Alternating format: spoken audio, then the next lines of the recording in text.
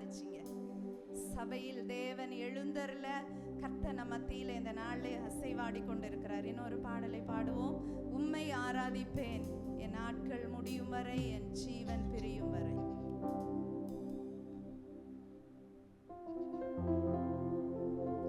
உம்மை ஆராதிப்பேன், உம்மை ஆராதிப்பேன்,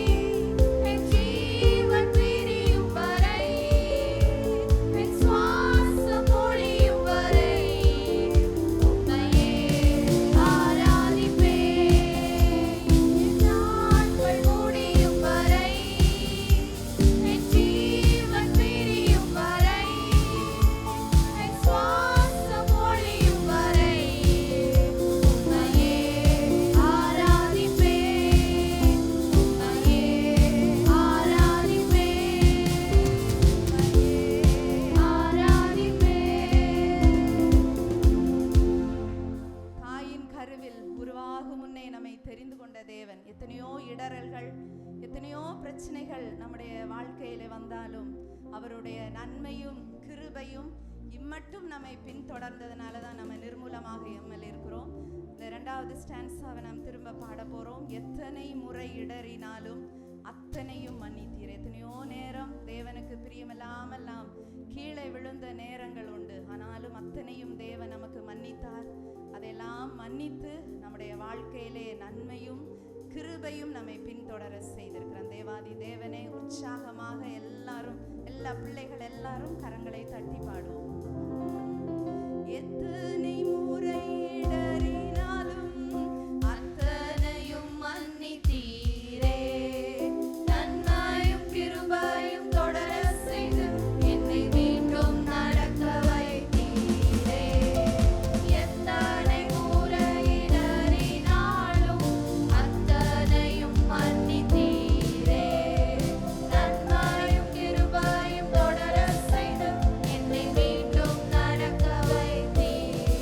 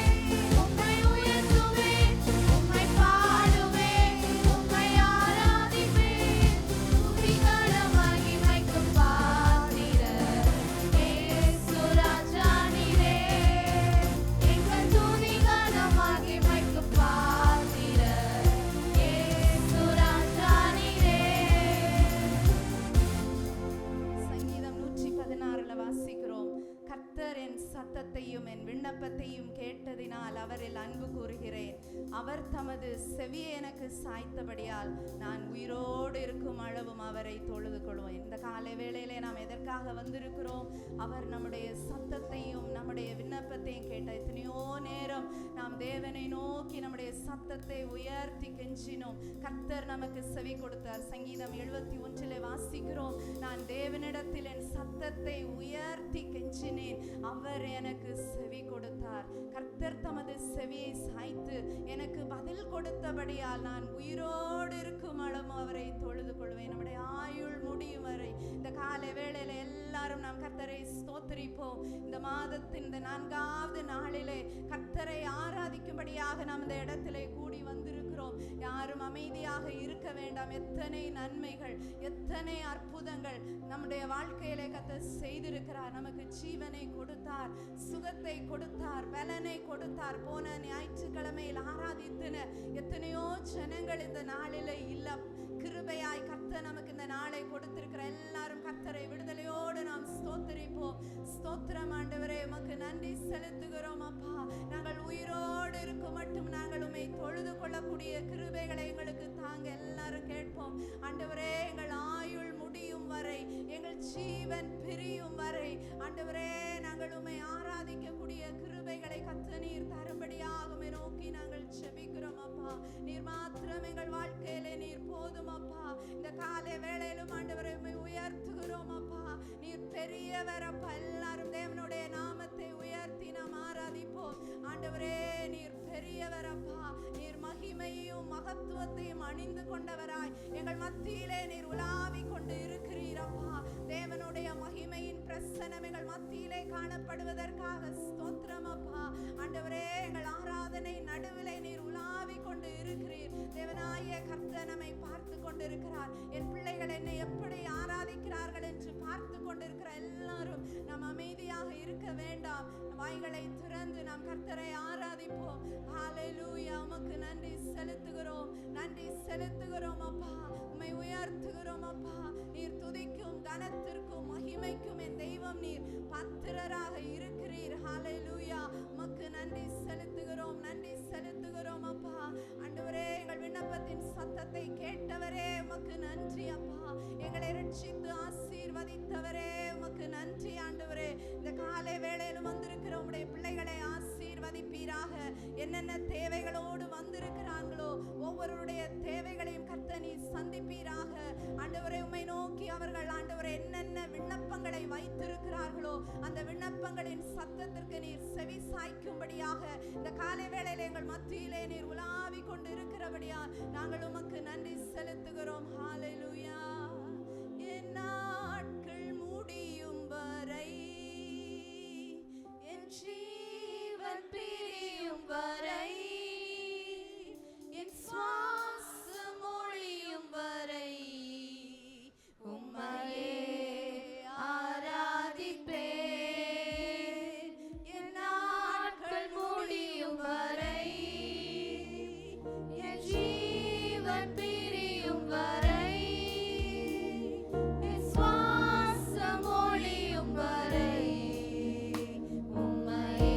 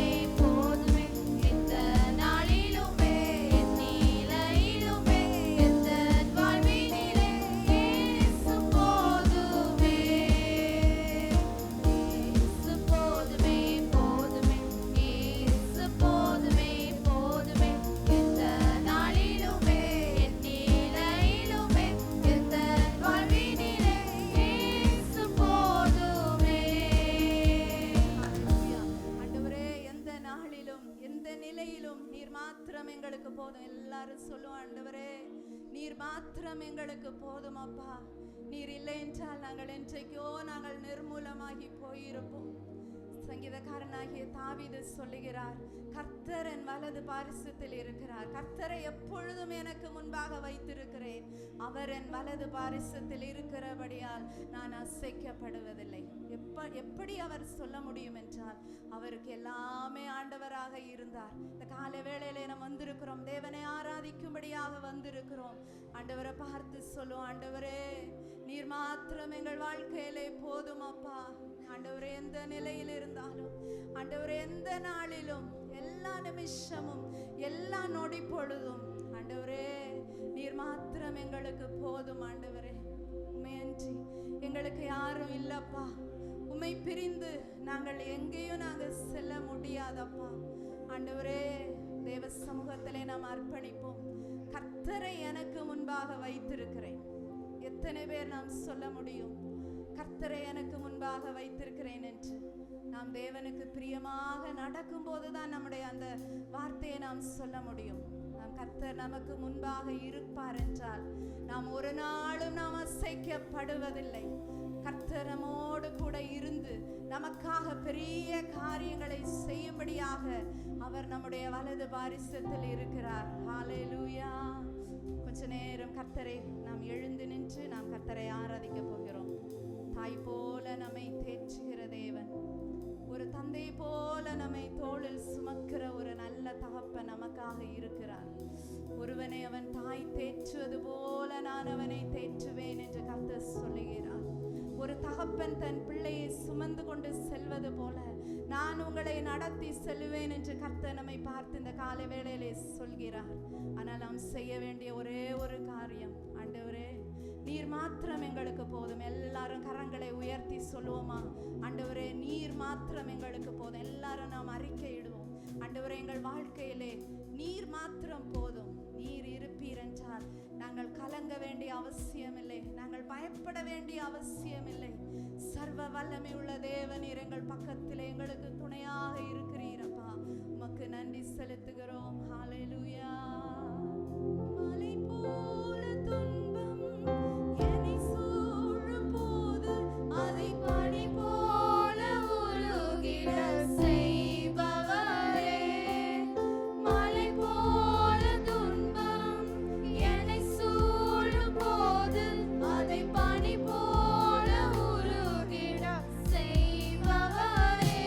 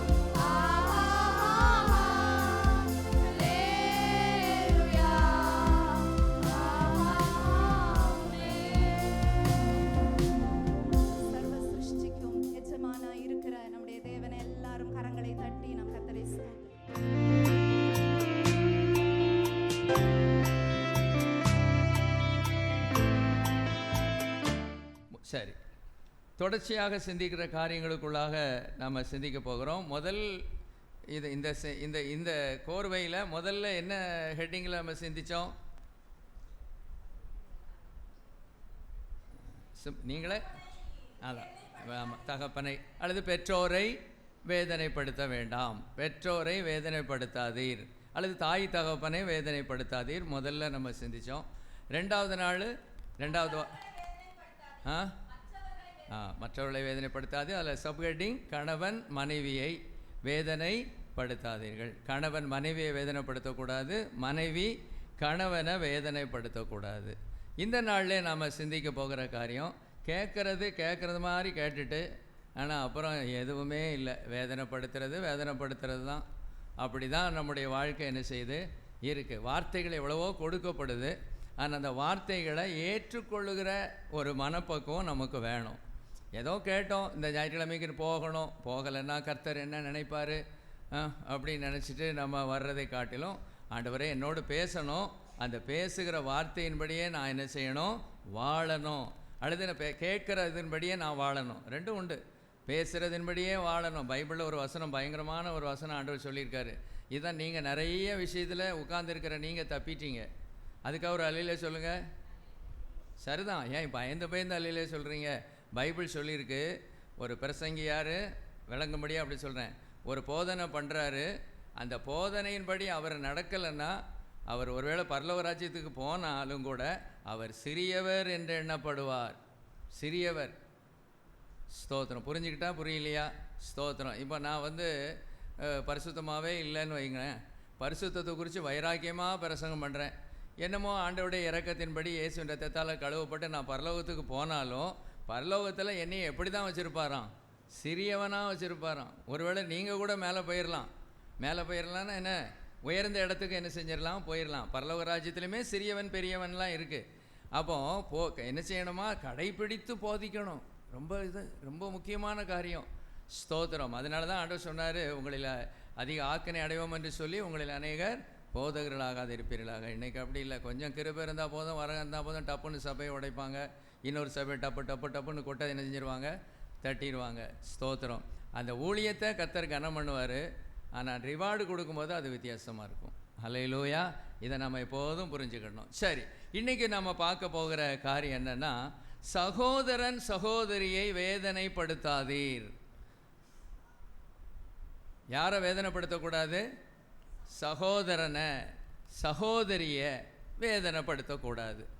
இப்போ வேதனைப்படுத்துகிறோமா?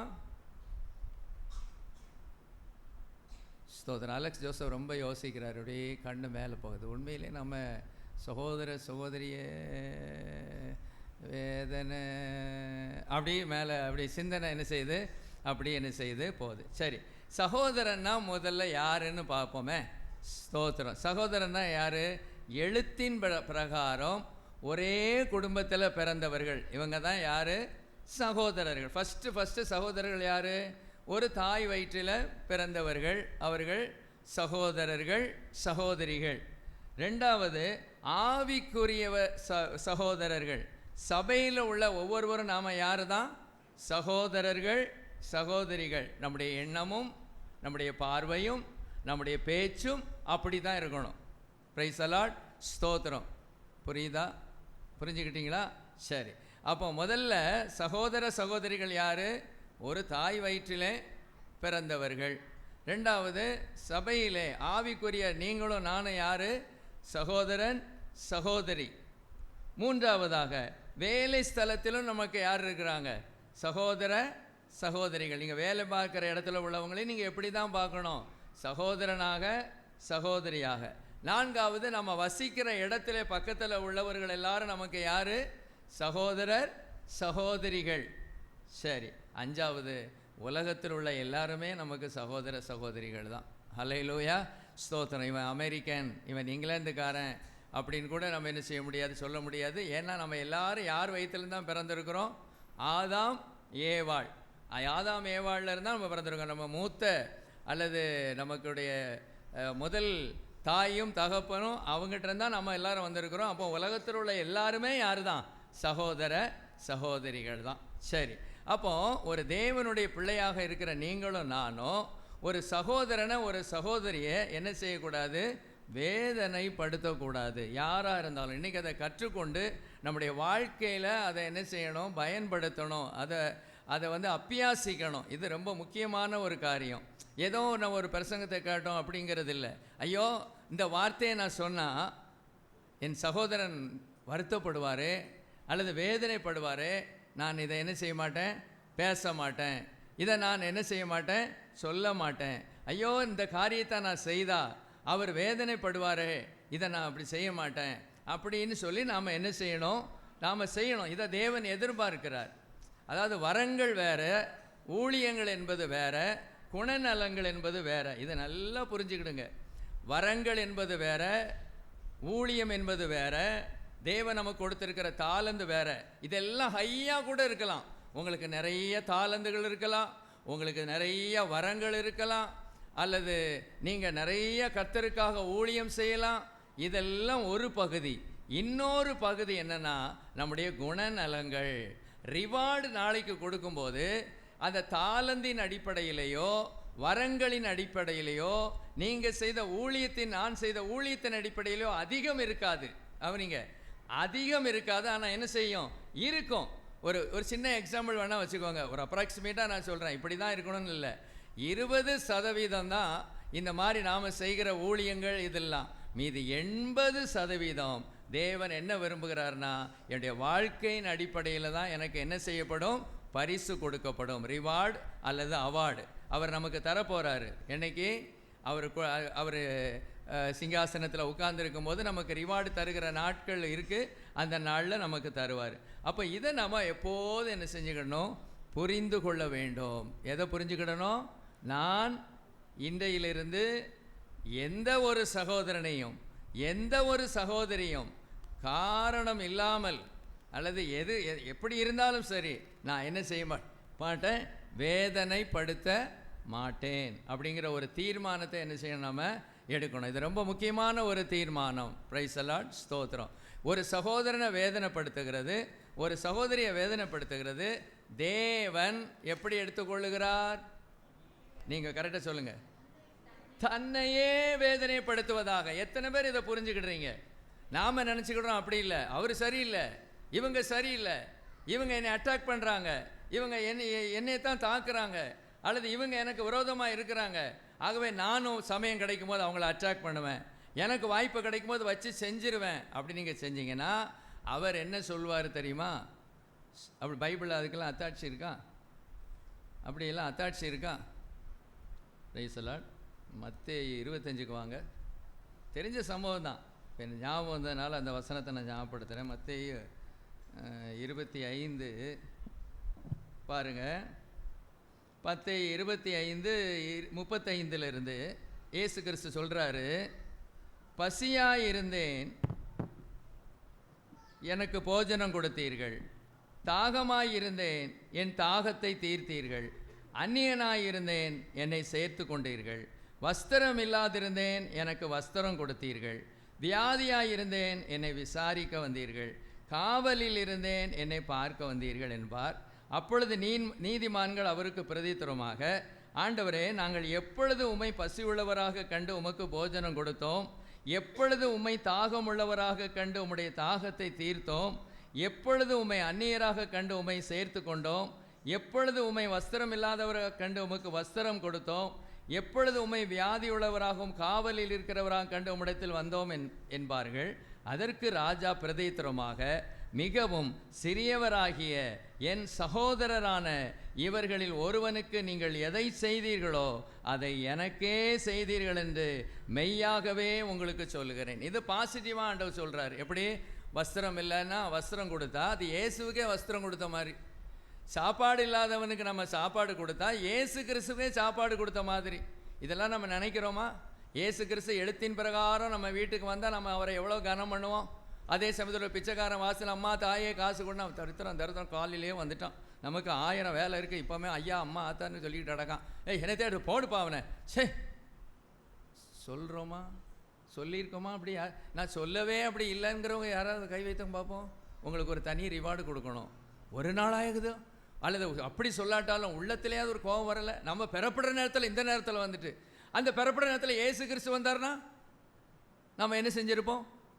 அந்த பெறப்படுற நேரத்தில், அவசரமான நேரத்தில், ஸ்கூலுக்கு பெறப்படுறீங்க, ஆஃபீஸுக்கு பெறப்படுறீங்க, யாராவது ஃபோன் பண்ணாலே நமக்கு எரிச்சலாக இருக்குது. நம்ம பெறப்படுற நேரத்தில் இப்போ ஃபோன் பண்ணுறாங்களே அப்படின்னு நமக்கு எரிச்சல் வருது. அந்த நேரத்தில் இயேசு கிறிஸ்து வந்தால் என்ன பண்ணுவோம்? நம்ம இயேசு கிறிஸ்து இடத்துல உங்களுக்கு ஒரு ஃபோன் கால் வருது. இயேசு கிறிஸ்து இடத்துல நீங்கள் பெறப்பட்டுக்கிட்டு இருக்கிற நேரத்தில் ஒரு ஃபோன் கால் வருது. நீங்கள் என்ன பண்ணுவீங்க? கொஞ்சம் பொறுங்க ஆண்டவரே, நான் பெறப்பட்டுக்கிட்டு இருக்கேன் அப்படி சொல்லுவீங்களா? ஆண்டவர் சொல்லுங்க ஆண்டவரே, சொல்லுங்க ஆண்டவரே, சொல்லுங்க ஆண்டவரே, சொல்லுங்க சொல்லுங்க சொல்லுங்க, கேட்கேன். பிரைஸ் தி லார்ட், ஸ்தோத்திரம். அப்போ இது ஆண்டவர் என்ன சொல்கிறாருன்னா, அது சில சமயங்கள் நம்ம அவாய்ட் பண்ணிக்கலாம், அது பிரச்சனை இல்லை. அதே சமயத்தில் ஆண்டவர் என்ன சொல்கிறாருன்னா, ஒரு சகோதரனுக்கு நீ நன்மை செய்தா எனக்கே நீ நன்மை செய்த, ஒரு சகோதரன் ஒரு சகோதரிக்கோ தீமை செய்தா எனக்கே நீ செய்தேன்னு அர்த்தம். ஸ்தோத்திரம். இதை வச்சு தான் ஆண்டவர் சொல்கிறாரு, சவுலை பார்த்து சொல்கிறாரு, சவுலே சவுலே நீ ஏன் என்னை துன்பப்படுத்துகிறாய்? ஏன்னா இயேசு கிறிஸ்து மேலே அம்பு எய்தாரா? வானத்தில் குண்டை தூக்கி இப்படி போட்டாரா?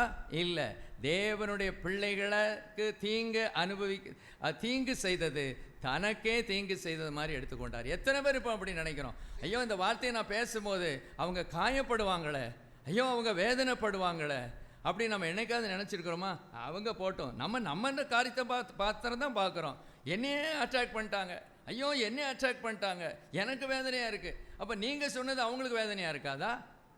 அவங்க சொன்னது உங்களுக்கு வேதனையாக இருக்குது, நீங்கள் சொன்னது இது யார்கிட்ட போய் சொல்ல? எவர்கிட்ட போய் சொல்ல? இதெல்லாம் தேவ பிள்ளைகள் ரொம்ப கவனமாக கேட்டு, இதுதான் கிறிஸ்தவ ஜீவியம். கிறிஸ்தவ ஜீவியம்னா என் வாழ்க்கைக்குள்ளே வசனம் என்ன செய்யணும்? வரணும். மூளையில் தெரிஞ்சிருந்தால் போதாது, இன்னர் மேனுக்குள்ளே வரணும், ஆத்மாவுக்குள்ளே வரணும். ஒரே நாளில் இதை சரி செய்ய முடியாது, ஆனால் சரி செய்ய முடியாமலும் இருக்க முடியாது. ஏனென்றால் உலகத்தில் இருக்கிறவனிலும் உங்களில் இருக்கிறவர் என்னில் இருக்கிறவர் பெரியவர். அந்த பெரிய தேவனத்தை நம்ம ஒப்பு கொடுக்கும்போது நாட்கள் செல்ல செல்ல இந்த வசனத்தின்படி வாழ ஒப்பு கொடுக்க தேவன் நம்மை ஆசீர்வதிப்பார். இங்கேயும் ரிவார்டு உண்டு, மறுமையிலும் ரிவார்டு உண்டு, அவார்டு உண்டு, ரிவார்டு உண்டு, எல்லாம் உண்டு. பிரைஸ் தி லார்ட், ஸ்தோத்திரம். இதை புரிஞ்சுக்கிடுவோம். சரி, இப்போ வேதத்திலிருந்து நம்ம பார்க்க போகிறோம். பிரைஸ் தி லார்ட், ஸ்தோத்திரம்.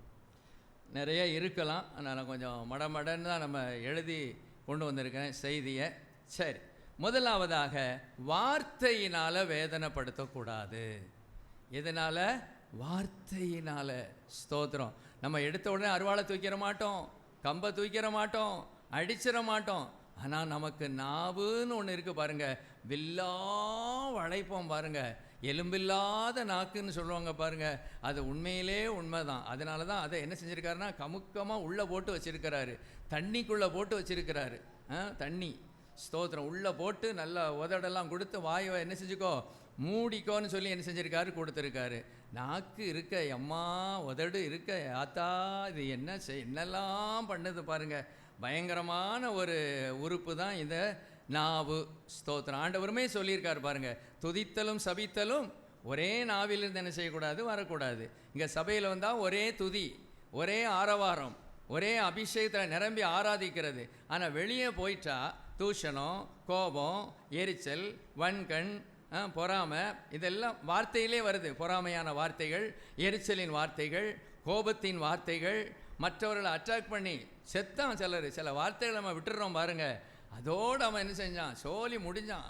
அப்புறம் அவன் எழும்பிக்கிடவே மாட்டான். நீங்கள் அடிச்சிட அடியில் தான் எழும்ப மாட்டான்னு நினைக்காதீங்க.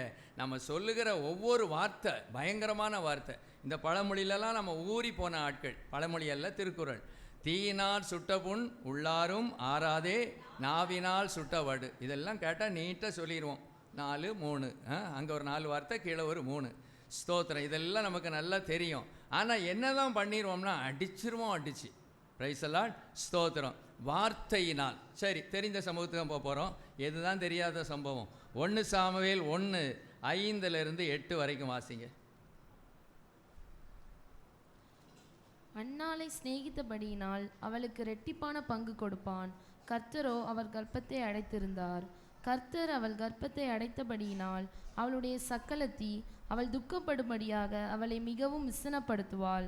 அவள் கர்த்தருடைய ஆலயத்திற்கு போகும் சமயத்தில் அவள் வருஷந்தோறும் அந்த பிரகாரமாய் செய்வான். இவள் அவளை மணமடியாக்குவாள்.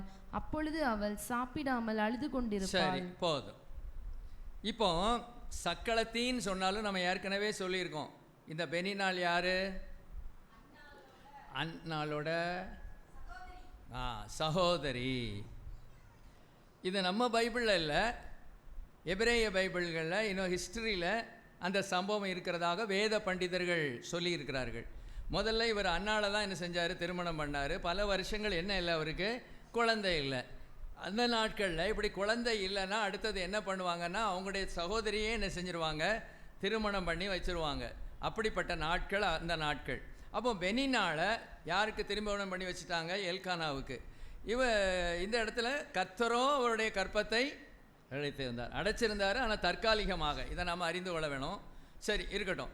இப்போ பெனினாள் அவருடைய சொந்த சகோதரியாக இருந்தாலும் அந்த இடத்துல அவளுக்கு நிறைய பிள்ளைகள் பிறந்ததுனால குறைவுள்ள பிள்ளை இல்லாத தன்னுடைய சகோதரியை அவள் என்ன செய்ய ஆரம்பிக்கிறாள்? துக்கப்படுத்தினாள், விசனப்படுத்துவாள், மனம் அடிவாக்குவாள். ஒரே வார்த்தையில் நம்ம பாணியில் வேதனைப்படுத்துவாள். வேதனைப்படுத்துவாள். இவள் என்ன செஞ்சிட்டே இருப்பா? அழுதுகிட்டே இருப்பா. அது ஒன்று தான் செய்வா, சண்டைக்கு போக மாட்டா. இப்போ நம்முடைய குறைவை யாராவது ஒருத்தர் சொன்னால் நமக்கு என்ன கோபம் வரும் சொல்லி இப்போ யோசித்து பாருங்கள். நம்முடைய குறைவை நம்மகிட்டயே ஒரு ஆள் வந்து சொல்கிறாருன்னு வச்சுக்கோங்களேன், நீங்கள் கை கொடுப்பீங்களா? வாழ்த்துவீங்களா? பரவாயில்லையே, என்னுடைய குறையை நீங்கள் உணர்த்திட்டீங்களே, உங்களுக்கு கோடி ஸ்தோத்திரம், நீங்கள் இதை சொல்லாமல் இருந்திருந்தா நான் எப்படியோ போயிருப்பேன், அப்படி தானே சொல்லுவோம். ஆனால் நாம் என்ன சொல்லுவோம் தெரியுமா? அது எப்படி என்னையே குற்றப்படுத்துறீங்களே நீங்கள், அது எந்த வகையில் நியாயமாகும்? அந்த சைட்லையும் தப்பு இருக்குல்ல, இங்கேயும் தப்பு இருக்குல்ல. இப்படியே நம்ம சமாளிக்க தான் முயற்சி செய்கிறோமே ஒழிய நம்மால் அதை ஏற்றுக்கொள்ளவே முடியல. ஏற்றுக்கொள்ள முடியல. எதை ஏற்றுக்கொள்ள முடியல? எதை ஏற்றுக்கொள்ள முடியல? சரி, சிம்பிளாக நம்ம பாணியில் சொல்லுவோம். பெனினாள்கிட்ட போய் நீங்கள் கேட்டிங்கன்னா, பெனினாள் ஏமா இப்படி நீ அவளை வேதனைப்படுத்துகிற? அன்னால நான் எங்கே வேதனைப்படுத்தினேன்? அவளுக்கு குழந்தை இல்லாததுக்காக அவள் அழுதுகிட்டு இருக்கா, எனக்கு இதுக்கும் சம்மந்தமே இல்லைன்னு தான் பெனினாள் சொல்லுவாள். ஆனால் பெனினாள் என்ன செஞ்சான்னு பைபிள் ரெக்கார்ட் பண்ணி வச்சிருக்கு. வார்த்தைகள் ஆவியானவர் எழுதி வச்சிருக்கிறாரு. என்ன எழுதி வச்சிருக்கிறாரு? துக்கப்படுத்துவாள், விசனப்படுத்துவாள், மனமடிவாக்குவாள்.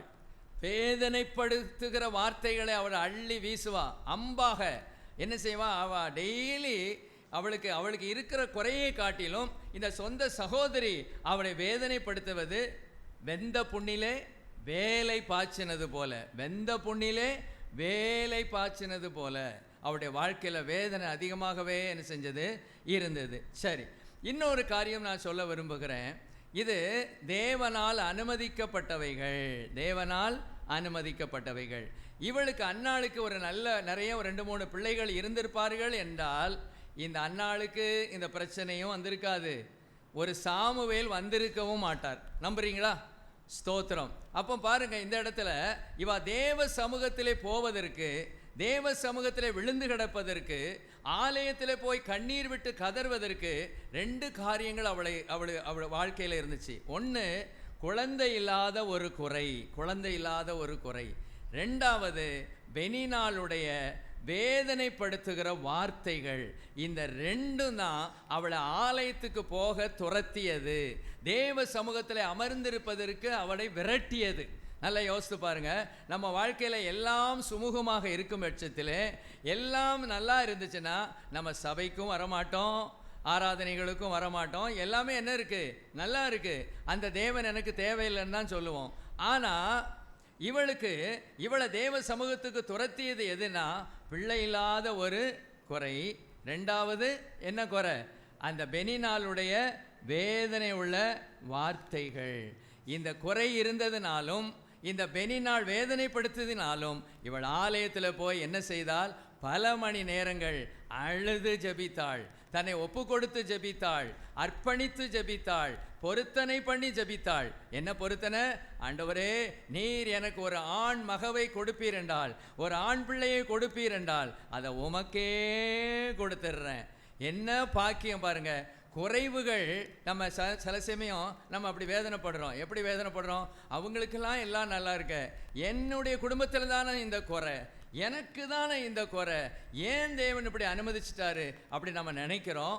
அந்த குறைவு தான் தேவ சமூகத்தில் நம்ம போகிறதற்கு நம்மை உந்தி தள்ளுகிறது, ஊக்குவிக்கிறது அல்லது துரத்துகிறது. Price the Lord. பாருங்க, தான் முதல் பெயர் சபா வரைக்கும், அப்படின்னா நம்ம பாணியில் சொன்னால் கன்னியாகுமரி டு காஷ்மீர் வரைக்கும் சாமுவேலுனா தெரியாத நபர்களே என்ன செய்யாது, இருக்காது. எங்கேயோ இருந்த ஒரு சாதாரணமான ஒரு பாத்திரத்தை, சாதாரணமான ஒரு குடும்பத்தை ஆண்டவர் கொண்டு வந்து அதிலிருந்து ஒரு பிள்ளை எடுத்தார். ஏலி ஓப்னி பினெகாசை ஆண்டவர் என்ன செய்ய போகிறாரு, கொல்ல போகிறாருன்னு தெரிஞ்சிருந்து அதுக்கு முன்பதாகவே சாமுவேலை தேவன் என்ன செய்கிறார், ஆயத்தப்படுத்துகிறார். ஸ்தோத்திரம். எவ்வளவு ஆசீர்வாதமான ஒரு பாக்கியம் பார்த்தீங்களா? ஸ்தோத்திரம். அப்போ ஒருவேளை யாராவது உங்களை வேதனைப்படுத்தினாங்கன்னா அந்த வேதனைக்கு பதிலாக அவங்களுக்கு என்னைக்காவது நமக்கு ஒரு சான்ஸ் கிடைக்குமான்னு பார்த்துட்டு இருக்காதீங்க. என்னைக்காவது ஒரு சான்ஸ் கிடைக்கட்டும், நானும் என்ன செய்கிறேன், அதை அப்படியே ஏற்றுக்கொள்ளுகிற ஒரு தன்மை நமக்கு வரணும், ஏற்றுக்கொள்ளுகிற ஒரு காரியம் நமக்கு வரணும். அப்போ இந்த துக்கம் எப்படி மாறிச்சு, நன்மையாக, வேதனை சந்தோஷமாக, வேதனை எப்படி மாறிச்சு, சமாதானமாக மாறிச்சு. உங்களுக்கு நல்லா தெரியும். சரி, இது வார்த்தையினால் ஒரு சொல்லியிருக்கேன். ரெண்டாவதாக, செய்கையினால் வேதனைப்படுத்தக்கூடாது. செய்கையினால் பைபிளில் இருந்து ஒரு சில காரியங்களை வேணால் பார்ப்போம். செய்கையினால் தெரிஞ்சதான். ஸ்தோத்திரம். தேவையானதுமா எல்லாமே அடிப்படியாக தான் இருக்குது. ஸ்தோத்திரம். முதல்ல யாக்கோபு ஏசாவை ஆதியாகமம் 27:31-36 வரைக்கும் வாசிங்க. ஆதியாகமம் 27:31-36 வரைக்கும். அவனும் ருசியுள்ள பதார்த்தங்களை சமைத்து தன் தகப்பன் அண்டைக்கு கொண்டு வந்து தகப்பனை நோக்கி, உம்முடைய ஆத்துமா என்னை ஆசீர்வதிக்கும்படி என் தகப்பனார் எழுந்திருந்து உம்முடைய குமாரனாகிய நான் வேட்டையாடி கொண்டு வந்ததை புசிப்பாராக என்றான்.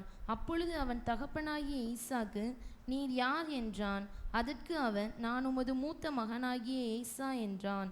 அப்பொழுது ஈசாக்கு மிகவும் பிரமித்து நடுங்கி, வேட்டையாடி எனக்கு கொண்டு வந்தானே, அவன் யார்?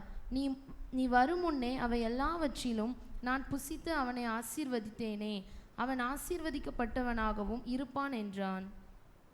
ஏசா தன் தகப்பனுடைய வார்த்தைகளை கேட்டவுடனே மிகவும் அனங்கசந்து உரத்த சத்தமிட்டு அலறி தன் தகப்பனை நோக்கி, என் தகப்பனே, என்னையும் ஆசீர்வதியும் என்றான். அதற்கு அப்பொழுது அவன் பெயர் யாக்கோபு எனப்படுவது சரியல்லவா? இதோடு 2 தரம் என்னை மோசம் போக்கினான், 2 தரம் என்னை வஞ்சித்தான், அல்லது 2 தரம் என்னை வேதனைப்படுத்தினான். என் சேஷ்டபுத்திர பாகத்தை எடுத்துக்கொண்டான், இதோ இப்பொழுது என் ஆசீர்வாதத்தையும் வாங்கி கொண்டான் என்று சொல்லி, நீர் எனக்கு ஒரு ஆசீர்வாதத்தையும் வைத்து வைக்கவில்லையா என்றான். சரி, இந்த இடத்துல யாக்கோபு ஏசாவை வேதனைப்படுத்தினான். செய்கையினாலே, வார்த்தையினாலே இல்லை, செய்கையினாலே, தந்திரமாக. ஸ்தோத்திரம். ஒரு இதில் பார்த்தா யாக்கோபை பார்த்தா பயந்தாங்கொள்ளி மாதிரி தெரியுது, ஆனால் இன்னொரு பக்கத்தில் பார்த்தா சரியான ஆள் அந்த ஆள். சில ஆட்களை பார்த்தா ரொம்ப பயந்த மாதிரி தெரியும், ரொம்ப பயந்த சுபாவம் உள்ளவங்க போல தெரியும் வெளியில் பார்க்குறதுக்கு. ஆனால் உள்ளத்துக்குள்ளே எப்படி இருக்கும், மற்றவர்களை காயப்படுத்துகிற, மற்றவர்களை வஞ்சிக்கிற, மற்றவர்களை வேதனைப்படுத்துகிற குணம் உள்ளே இருக்கும், மறைவாக இருக்கும். அது யாருக்கு தான் தெரியும்? தேவன். கொஞ்சம் யோசித்து பாருங்கள். ஏசா ஒரு முரடன் இல்லையா? முரடன், வன சஞ்சாரி, ஊர் சுற்றிக்கிட்டே இருப்பான், வேட்டையிலே வல்லவன், அவன் வீட்டிலே தரித்திருக்க மாட்டான். அவன் ஒரு மாதிரி ஒரு முரட்டுத்தன்மை உள்ளவன். இப்போ இவன் பயந்தாவது இதை செய்யாமல் இருந்திருக்கணும் இல்லை? அம்மா சொல்கிறா, தூண்டி விடுறா, எப்பா நீ போய் ஆசீர்வாதத்தை வாங்கிட்டு வான்னு சொல்லும்போது என்ன, அப்பாவுக்கு பயந்தான். ஆனால் யாருக்கு பயப்படலை? ஏசாவுக்கு பயப்படவே இல்லை. சரி, எப்படினாலும் அவனுக்கு தெரிஞ்சிட்டா நம்மளை லெஃப்ட் அண்ட் ரைட் வாங்கிடுவானே அப்படிலாம் அதுவும் நினைக்கல. ஐயோ, நம்ம அண்ணனை நம்ம வேதனைப்படுத்துகிறோமே, அண்ணனுக்கு போக வேண்டியதை நாம் அபகரித்து இதனால் அவனுடைய உள்ளம் வேதனைப்படாதா? ஐயோ, அது என்ன செய்யாதா, வருத்தப்படாதா, விசனப்படாதா அப்படிலாம் அவர் சிந்திக்கலை. எனக்கு ஆசீர்வாதம் வேணும், அவ்வளவுதான். எவன் கேடு கெட்டு போனால் எனக்கு என்ன, அண்ணனாவது அவனாவது இவனாவது எவனும் பற்றி எனக்கு பிரச்சனை இல்லை. நான் ஆசீர்வதிக்கப்படணும், நான் உயர்த்தப்படணும், நான் ஒரு பெரிய ஆளாக இருக்கணும், அவ்வளவுதான். எத்தனை பேருக்கு நமக்கு அந்த மாதிரி எண்ணங்கள்லாம் இருக்குது? கொஞ்சம் யோசித்து பாருங்கள், சிந்திச்சு பாருங்கள். ஸ்தோத்திரம். நம்ம உயர்த்துகிறது தேவன். இதை நீங்கள் அறிஞ்சுக்கோங்க. ஸ்தோத்திரம். தேவன் உயர்த்துகிற மனிதனை எந்த சக்தியாலும் என்ன செய்ய முடியாது, தடுத்து நிறுத்த முடியாது.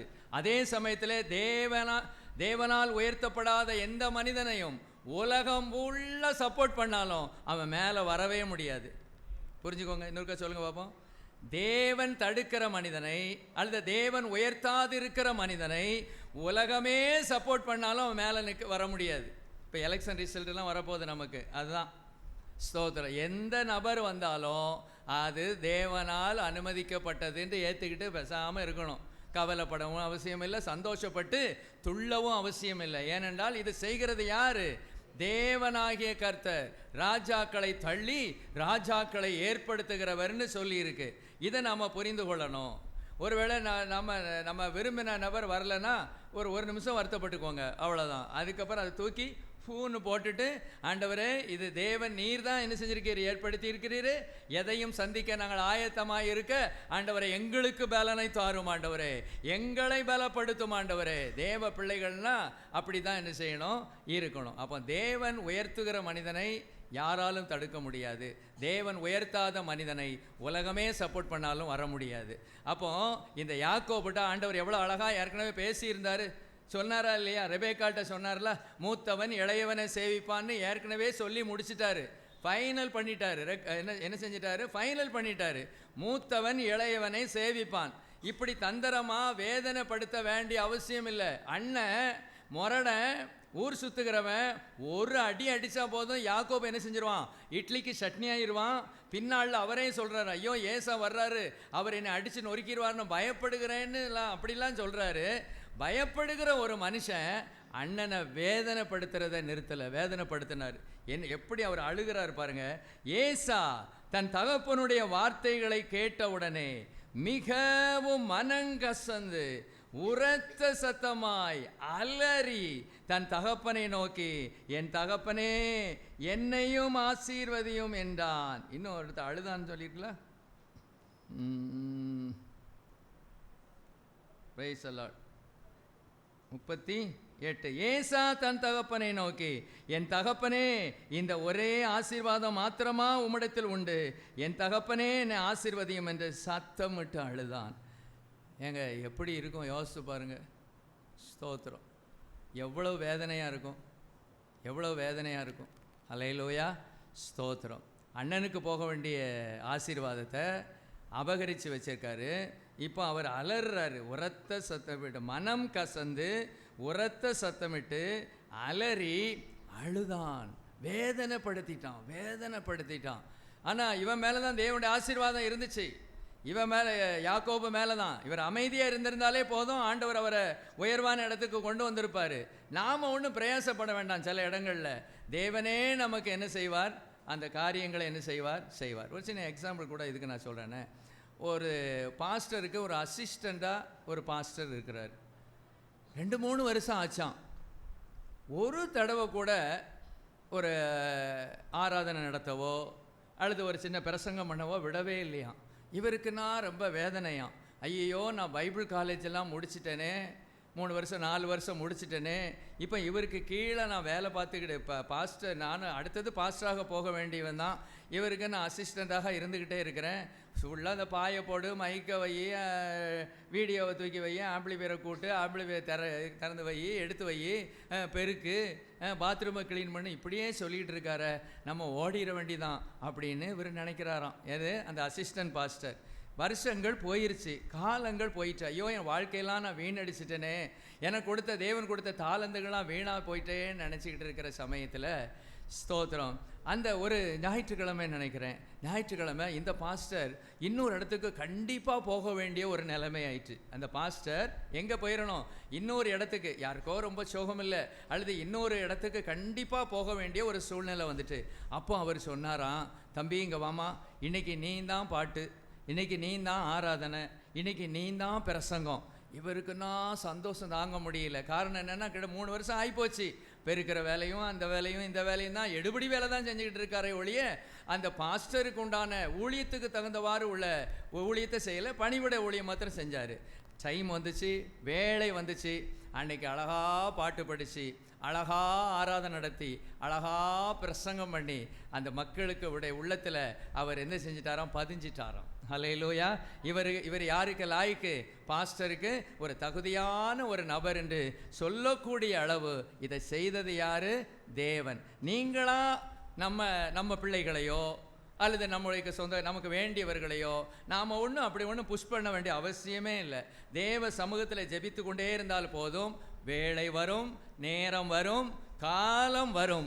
அப்பொழுது தேவன் நம்மையும் நம்முடைய பிள்ளைகளையும் நமக்கு விரும்பினவர்களையும் பயன்படுத்துவார். இந்த ஒரு எண்ணம் இருக்கணும். நாம தள்ளுறதில்லை, நாம உயர்த்துக்கிறதில்லை. நாம உயர்த்திக்கிட்டே இருந்தோம்னா அது ஒரு கொஞ்ச நேரம் தான் தாக்கு பிடிக்கும். அதுக்கு பிறகு என்ன செய்யாது?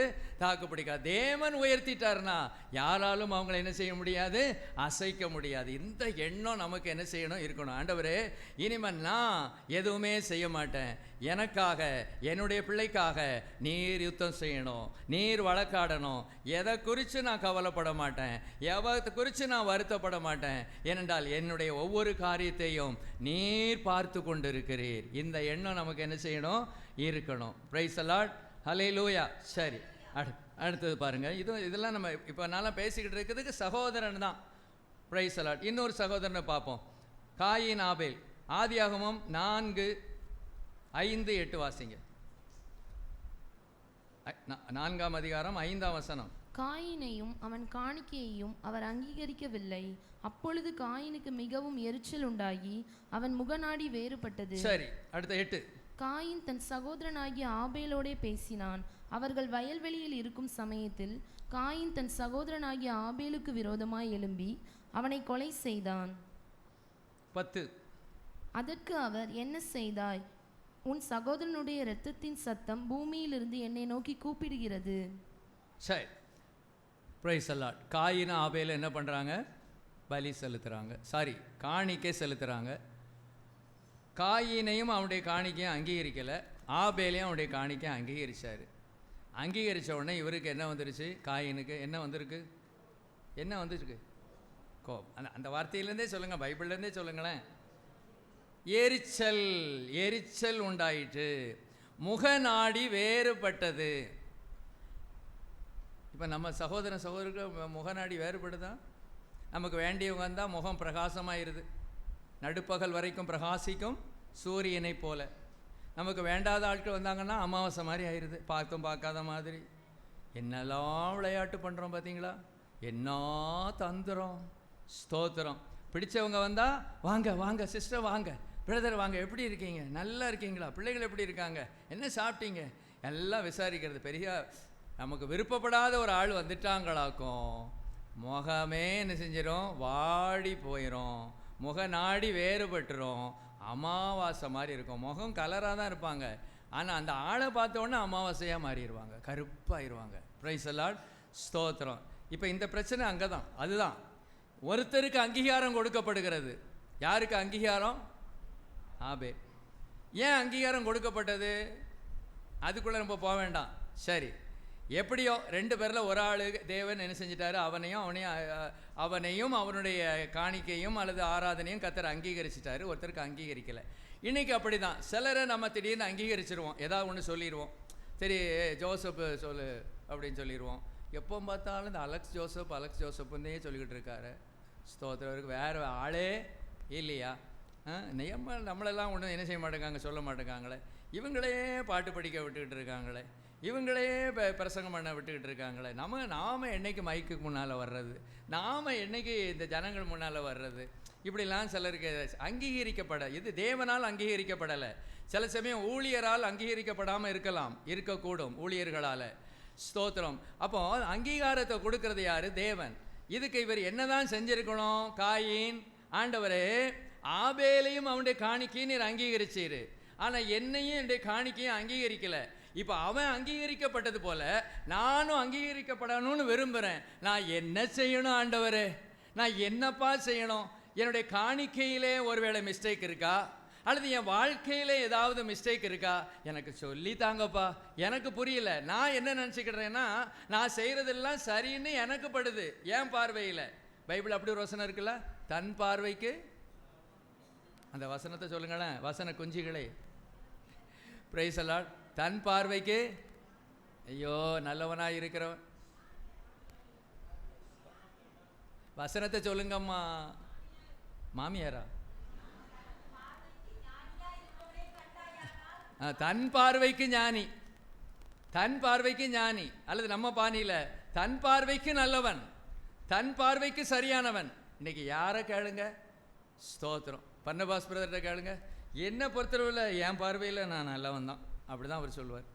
எல்சடாய் கிறிஸ்டோபர் பிரதர்கிட்ட கேளுங்க, என் பார்வைக்கு நான் நல்லவன் தான் பிரதர், நீங்கள் என்னத்தையோ பேசுகிறீங்க, என் மனசாட்சிக்கு விரோதமாக நான் செயல்படவே மாட்டேன், என் மனசாட்சி என்ன சொல்லுதோ அப்படி தான் நான் செய்வேன், என்னை பொறுத்தளவில் ஃபஸ்ட்டு நான் என் பார்வைக்கு நான் சரியாக தான் இருக்கிறேன், உங்கள் பார்வைக்கு நீங்கள் சரியாக தானே இருப்பீங்க, பிறகு சரியில்லாமலாம் இருப்பீங்க. உங்கள் பார்வைக்கு தேவனுடைய பார்வையில் எப்படி இருக்கிறோம் அதுதான் முக்கியம். என் பார்வையில் நான் யோக்கியன், என் பார்வையில் நான் நல்லவன், என் பார்வையில் நான் பரிசுத்தவான், ஆனால் தேவனுடைய பார்வையில் ஸ்தோத்திரம். இப்போ அங்கே பிரச்சனை அதுதான். காயினை பொறுத்தவரை என்ன சொல்வார், என்ன ஆண்டவரே நீர் செஞ்சது அநீதி, ஆண்டவரே அவன் ஆடு மேய்க்கிறான், அவன் ஆட்டை கொண்டு வந்தான், நான் விவசாயியாக இருக்கிறேன் காய்கறியை கொண்டு வந்தேன், பிரமாணமே கொடுக்கப்படாத நாட்கள், பிரமாணமே கொடுக்கப்படலை, இதை செய்யணும் அதை செய்யணும், கொடுக்கப்படாத ஒரு நாட்கள். அப்போ அவர் பார்வையில் அவர் செஞ்சது நியாயமா இல்லையா? அவர் பார்வையில் நியாயம்தான். ஆனால் அங்கீகரிக்கப்படலைன்னு சொன்ன உடனே நம்முடைய ஜெபத்துக்கு பதில் இல்லை, ஆசீர்வாத குறைவுகள் வந்துக்கிட்டே இருக்கு, நன்மைகள் நமக்கு கிடைக்கலன்னா ஆண்டவர்கிட்ட நம்ம ஜெபம் பண்ணி, ஆண்டவரே என்னை சரிப்படுத்த விரும்புகிறேன், என்கிட்ட பேசும்பா, என்கிட்ட சொல்லும், நான் என்ன செஞ்சா ஆபேலை அங்கீகரித்தது போல நீ அங்கீகரிப்பீரோ அதை நான் ஏற்றுக்கொள்கிறேன் ஆண்டவர், எவ்வளவு கடினமான காரியமாக இருந்தாலும் நான் ஏற்றுக்கொள்கிறேன்னு சொல்லியிருந்தா கர்த்தர் சொல்லியிருப்பார், இதை நீ செய்யணும்ப்பா, இதை நீ விடணும், நான் உன்னையும் அங்கீகரிப்பேன்னு சொல்லியிருப்பாரா? சொல்லியிருக்க மாட்டாரா? அதுக்கு பதிலாக இவனுக்கு கோபம் யார் மேலே வருது, எரிச்சல் யார் மேலே வருது, யாரை வேதனைப்படுத்த விரும்புகிறாரு, அவ்வளவு எரிச்சல், இன்னொரு அவரை பொறாம ஸ்தோத்திரம், அவர் ஆசீர்வதிக்கப்பட்டுட்டாரு, அவர் உயர்த்தப்பட்டுட்டார். இன்னைக்கு அப்படிதானே சகோதர சகோதரிகள் உயர்த்தப்பட்டா, ஒரு புது வீடு கட்டிட்டா, ஐயோ ராத்திரி தூக்கமே வராது. உங்களை சொல்லலை, நீங்களாம் ரொம்ப தங்க கட்டிகள், தங்கமானவங்க, ஸ்தோத்திரம். நமக்கு யார் மேலே தான் பொறாமை வருது? சகோதரன் மேலே. சைக்கிள் வச்சுருக்கிறேன், 2 வீலர் வாங்கிட்டான்னா ஒரு பொறாமை வருது, 2 வீலர் வச்சுருக்கவங்க ஒரு 4 வீலர் வாங்கிட்டா பொறாமை வருது, 4 வீலர் வாங்கினவங்க ஹை குவாலிட்டி காரை வாங்கிட்டா எங்கே இருந்துடா இவனுக்கு பணம் வருது, ப்ரைஸ் எங்கேருந்து பணம் இவனுக்கு வருது, மாற்றிக்கிட்டே இருக்கானே அப்படின்னு பொறாமை வருது. யாராவது ஒரு ஆள் சச்சின் டெண்டுல்கரை பார்த்து பொறாமப்பட்டிருக்கீங்களா? ஏன் சச்சின் டெண்டுல்கரை அவன் பல கோடிக்கு அதிபதி, டோனிலாம் பல கோடிக்கு அதிபதி, அவங்களாம் கோடீஸ்வரர். என்னைக்காவது அந்த டோனியை பார்த்து நீங்கள் பொறாமப்பட்டிருக்கீங்களா? அம்பானியை பார்த்து நான் பொறாமப்பட்டுறேன்னு சொல்கிறவங்க சொல்லுங்கள் பார்ப்போம். அதானியை பார்த்து நான் நைட்டு ஃபுல்லாக தூங்கவே மாட்டேன், அவனை பார்த்து எனக்கு பொறாமையாக வருது, அப்படி யாராவது சொல்லுவீங்களா? அவங்க வீட்டு கல்யாணத்தெல்லாம் சர்ச்சை போட்டு விட்டுருந்தா அங்கே பார்த்தீங்களா? அந்த கல்யாணமே எப்படி இருக்குது, பயங்கரமாக என்ன செய்யுது, அவ்வளவு நகைகள், அவ்வளவும் தங்கம், அப்படி அவனை பார்த்து யாராவது பொறாமப்பட்டீங்களா? சொல்லுங்கள். அம்பானியை பார்த்து நான் நேற்று தூங்கலை, ஒரே பொறாமையாக எனக்கு இருந்துச்சு. ஆனால் நம்ம சொந்தக்காரன் அல்லது நம்ம சகோதரன், நம்ம சபையில் உள்ள ஒரு நபர் ஒரு ஆசீர்வதிக்கப்படும் போது நமக்கு என்ன வருது? பொறாமை வருதில்ல? ஸ்தோத்திரம். வேதனைப்படுத்திடுறோம்ல, காயப்படுத்திடுறோம்ல, வார்த்தையால் காயப்படுத்தலை, இவர் செய்கையால் காயப்படுத்தி கதையே முடிச்சிட்டாரு. நீ இருந்தால் தானேப்பா எனக்கு பிரச்சனை, நீ இருந்தால் தானே உன்னை அங்கீகரிப்பார், உன்னையை நான் போட்டு தள்ளிட்டேன்னா அதுக்கப்புறம் என்னை அங்கீகரித்து தான் ஆகணும் அப்படிங்கிற ஒரு நினைப்பு அவருக்கு வந்துட்டு அவர் தவறான ஒரு முடிவை எடுத்து செய்கையினாலே வேதனைப்படுத்தினார். அவர் வேதனைப்படுத்தினார் எப்படி நமக்கு தெரியும்? 10ஆம் வசனத்தில், உன் சகோதரனுடைய இரத்தத்தின் சத்தம் பூமியிலிருந்து என்னை நோக்கி கூப்பிடுகிறது. இவர் சத்தம் மாத்திரமல்ல, யார் யாருடைய இரத்தம் சிந்தப்பட்டதோ அந்த இரத்தம் வேதனை குரலை தேவனை நோக்கி எழுப்புகிறது. ஆண்டவரே, என்னுடைய அண்ணன் காயின் என்னை அநியாயமாக கொன்னுட்டான், ஆண்டவரே என்னை அநியாயமாக கொன்னுட்டான்னு அந்த ரத்தத்தில் என்ன இருக்குது? ஜீவன், உயிர் இருக்கிறது. எந்த நபரை நீங்கள் கொலை செய்தாலும் அந்த இரத்தம் வேதனை குரல் தேவனை நோக்கி எழுப்பும் என்பதை நாம் அறிந்து கொள்ள வேண்டும். அல்லேலூயா, பிரைஸ் தி லார்ட், ஸ்தோத்திரம். அப்போ பாருங்க, எவ்வளவு வேதனைப்படுத்திட்டான் ஒரு அப்ராணி ஆளை. ஆபேல் ஒரு சாந்தமான ஒரு ஆளை இவனுடைய பொறாமையினாலே இவனுக்கு வந்த எரிச்சலினாலே இவன் சோலை என்ன செஞ்சிட்டான்? முடிச்சிட்டான், வேதனைப்படுத்திட்டான், செய்கையினாலே வேதனைப்படுத்தி விட்டான். ஹல்லேலூயா, ஸ்தோத்திரம். இன்னும் ஒரு நபரை பார்ப்போமா? சரி, இதே மாதிரி தான் கிட்டத்தட்ட. இது கொஞ்சம் வித்தியாசமானது. அடிக்கடி இந்த ஒரு மாதிரி டைம் இருக்கிறதுனால அதை நான் விட்டுறேன். இல்லை இருந்தாலும் ஏன்னா கொலை ஒன்று வந்துருச்சு, இதை வேணாலும் சொல்லிடுறேனே. 2 சாமுவேல் 13:10 ரொம்ப வாசிக்க வேண்டாம், நான் இடையில நிப்பாட்டிடுவேன், உங்களுக்கு தெரிஞ்ச சம்பவம் தான். 2 சாமுவேல் 13:10. அப்பொழுது அம்னோன் தாமாரை பார்த்து, நான் உன் கையினாலே சாப்பிடும்படிக்கு அந்த பலகாரத்தை அறை வீட்டிலே கொண்டு வா என்றார். சரி, இதை வாசிக்க வேண்டாம். இந்த சம்பவம் நமக்கு தெரிஞ்ச ஒரு சம்பவம் தான். அம்னோன் யாரு? அம்னோனுக்கும் தாமாருக்கும் என்ன ரிலேஷன்ஷிப், என்ன உறவு? சகோதரன் சகோதரி, சகோதரன் சகோதரி என்ற ஒரு உறவு. ஸ்தோத்திரம். இப்போ இந்த சகோதரிய இவன் என்ன செஞ்சிட்டான்? அம்னோன் வேதனைப்படுத்தி விட்டான். ஆத்திரப்பட்டு அவசரப்பட்டு. அந்த பெண்மணி அழகா பேசுறா. இதெல்லாம் நினைக்கும்போது நமக்கு கொஞ்சம் வருத்தமாக இருக்குது, வேதனையாக இருக்குது. பார்த்தீங்களா? ஸ்தோத்திரம். துக்ககரமாக இருக்குது. சில சமயம் நல்ல பிள்ளைகள் பெற்றோருடைய தவறினாலே இந்த மாதிரி வேதனைக்குள்ளாக ஆக்கப்படுகிறார்கள். இது இன்னொரு பாயிண்ட். இந்த பாயிண்ட் முக்கியமாக வேற பாயிண்ட். இது தாவீது செய்த தவறை அவனுடைய உள்ளம் அறிஞ்சு வேதனைப்படும்படியாக தேவன் இதை அனுமதிச்சிட்டாருன்னு தான் சொல்லணும். ஆனால் அவன் நல்லவா. தாமார் இடத்துல எந்த குற்றத்தையும் நம்ம பார்க்கல. தாமார் கண்டிப்பாக நான் விசுவாசிக்கிறேன் பரலோகத்தில் தான் அந்த அம்மா இருப்பாங்க, அவங்களுக்கு நரகம் கிடையாது. அம்னோன் கண்டிப்பாக நரகத்தில் தான் இருப்பான். Price the Lord. தப்பு நடந்துருச்சு, தேவன் சில காரியங்களை அனுமதிச்சிடுறாரு, அது ஏன் நம்ம சொல்ல முடியாது. ஆனால் தன்னுடைய சகோதரிய வேதனைப்படுத்தினான். அந்த அம்மா சொல்கிறத பாருங்க. 16ஆம் வசனம். அப்பொழுது அவள், நீ எனக்கு முந்தி செய்த அநியாயத்தை பார்க்கிலும் இப்பொழுது என்னை துரத்தி விடுகிற அந்த அநியாயம் கொடுமையாக இருக்கிறது ஐயா, வேதனையாக இருக்கிறது ஐயா. நீ முதல்ல சொன்ன பரவாயில்ல, நீ அதையும் மீறி நீ தப்பு பண்ணிட்ட. நான் எவ்வளவோ தடுத்து பார்த்தேன், உன் பலத்துக்கு முன்னால் என்னால் நிற்க முடியல, எல்லாரும் வெளியே போயிட்டாங்க, நீ என்ன தவறு செஞ்சுட்ட. ஆனால் அப்புறம் என்ன சொல்லிடுறான்? வெளியே போன்னு சொல்லிடுறான். அப்போ அவள் சொல்கிறா, முதல்ல கொடுமை, நீ முதல்ல செய்த அநியாயத்தை பார்க்கலாம், இப்பொழுது என்னை துரத்தி விடுகிற அந்த அநியாயம் கொடுமையாக இருக்கிறது, என்னால் அது தாங்க முடியல, எனக்கு இது வேதனையாக இருக்கிறது. இது எழுத்தின் பிரகாரமாக உள்ள சகோதரி. நான் ஏற்கனவே சொன்னேன், சகோதரன் சகோதரிகள் நமக்கு பல வகையில் இருக்கிறாங்க. குடும்பத்தில், வேலை ஸ்தலத்தில், சபையில், நம்ம வசிக்கிற இடத்துல, உலகத்தில். அதாவது நம்முடைய மனைவியை தவிர எல்லாரும் எனக்கு யாரு? சகோதரன் சகோதரி. உங்களுடைய கணவனை தவிர எல்லாரும் உங்களுக்கு யாரு? சகோதரன் சகோதரி. இந்த நினைப்பு இருந்துச்சுன்னா நம்ம எப்படி இருப்போம்னா ஆசீர்வதிக்கப்பட்டவங்களாக தான் இருப்போம். ஹல்லேலூயா, ஸ்தோத்திரம். மற்ற இது வேற ஆள் அப்படிலாம் நம்ம பார்க்கறனால தான் தவறுகள்லாம் வருது. இவர் சொந்த சகோதரிக்கே இவர் என்ன செஞ்சிட்டாரு? வேதனையை உண்டாக்கிட்டாரு. எதனால? செய்கையினாலே என்ன செஞ்சிட்டாரு? வேதனைப்படுத்தி விட்டார். அதுக்கப்புறம் தாமார் காரியம் எனக்கு ரொம்ப அறியணும்னு ஆசை, ஆனால் பைபிளில் சொல்லப்படலை. ஹல்லேலூயா. ஒருவேளை எபிரேய அந்த வேற அந்த ராஜாக்கள் புஸ்தகம், அந்த நாளாகம புஸ்தகம், அந்த ஹிஸ்ட்ரியில் ஒருவேளை என்ன செய்யலாம்? தாமாரை கர்த்தர் உயர்த்தி இருக்க வாய்ப்பு இருக்கிறது. இந்த வேதனையின் மத்தியிலும் நான் அப்படி இமேஜின் பண்ணுறேன். ஸ்தோத்திரம். இவளுக்கு இவ்வளவு கடினமான ஒரு காரியம் நடந்துருச்சு, அவளை கர்த்தர் கண்டிப்பாக என்ன செஞ்சிருப்பார்? உயர்த்தி இருப்பார் நான் நினைக்கிறேன். ஏன்னா அவள் தன்னை காத்துக்கொள்ள எவ்வளவோ போராடினாள். அதுக்கு மீறி தான் அந்த சம்பவம் நடந்துட்டு. சிலருடைய வாழ்க்கையில் இப்படிப்பட்ட ஒரு சம்பவங்கள் கூட என்ன செய்யலாம்? நடக்கக்கூடும். எனக்கு ஒரு நபரை தெரியும், அவங்க ரொம்ப சயின்ஸ் தான், அவங்க கர்த்தருடைய பிள்ளைகள் தான். அவங்க வீட்டில் ஒரு சம்பவம், இந்த மாதிரி ஒரு தவறான சம்பவம் நடக்க இருந்தது. ஆனால் கர்த்தர் கிருபையாக அதை நடக்க விடாமல் தடுத்தார். ஆனால் அந்த பரிசுத்தவான் சொன்ன வார்த்தை என்னை இன்னைக்கும் அசைக்குது. நான் காதால் நான் கேட்டேன் அந்த வார்த்தையை. ஸ்தோத்திரம். இந்த காரியம் மாத்திரம் என் வீட்டில் நடந்திருக்கும் என்றால் நான் தற்கொலை பண்ணி மரித்திருப்பேன். ஏனென்றால் அவர் அவ்வளவு பரிசுத்தமான வாழ்கிறாரு.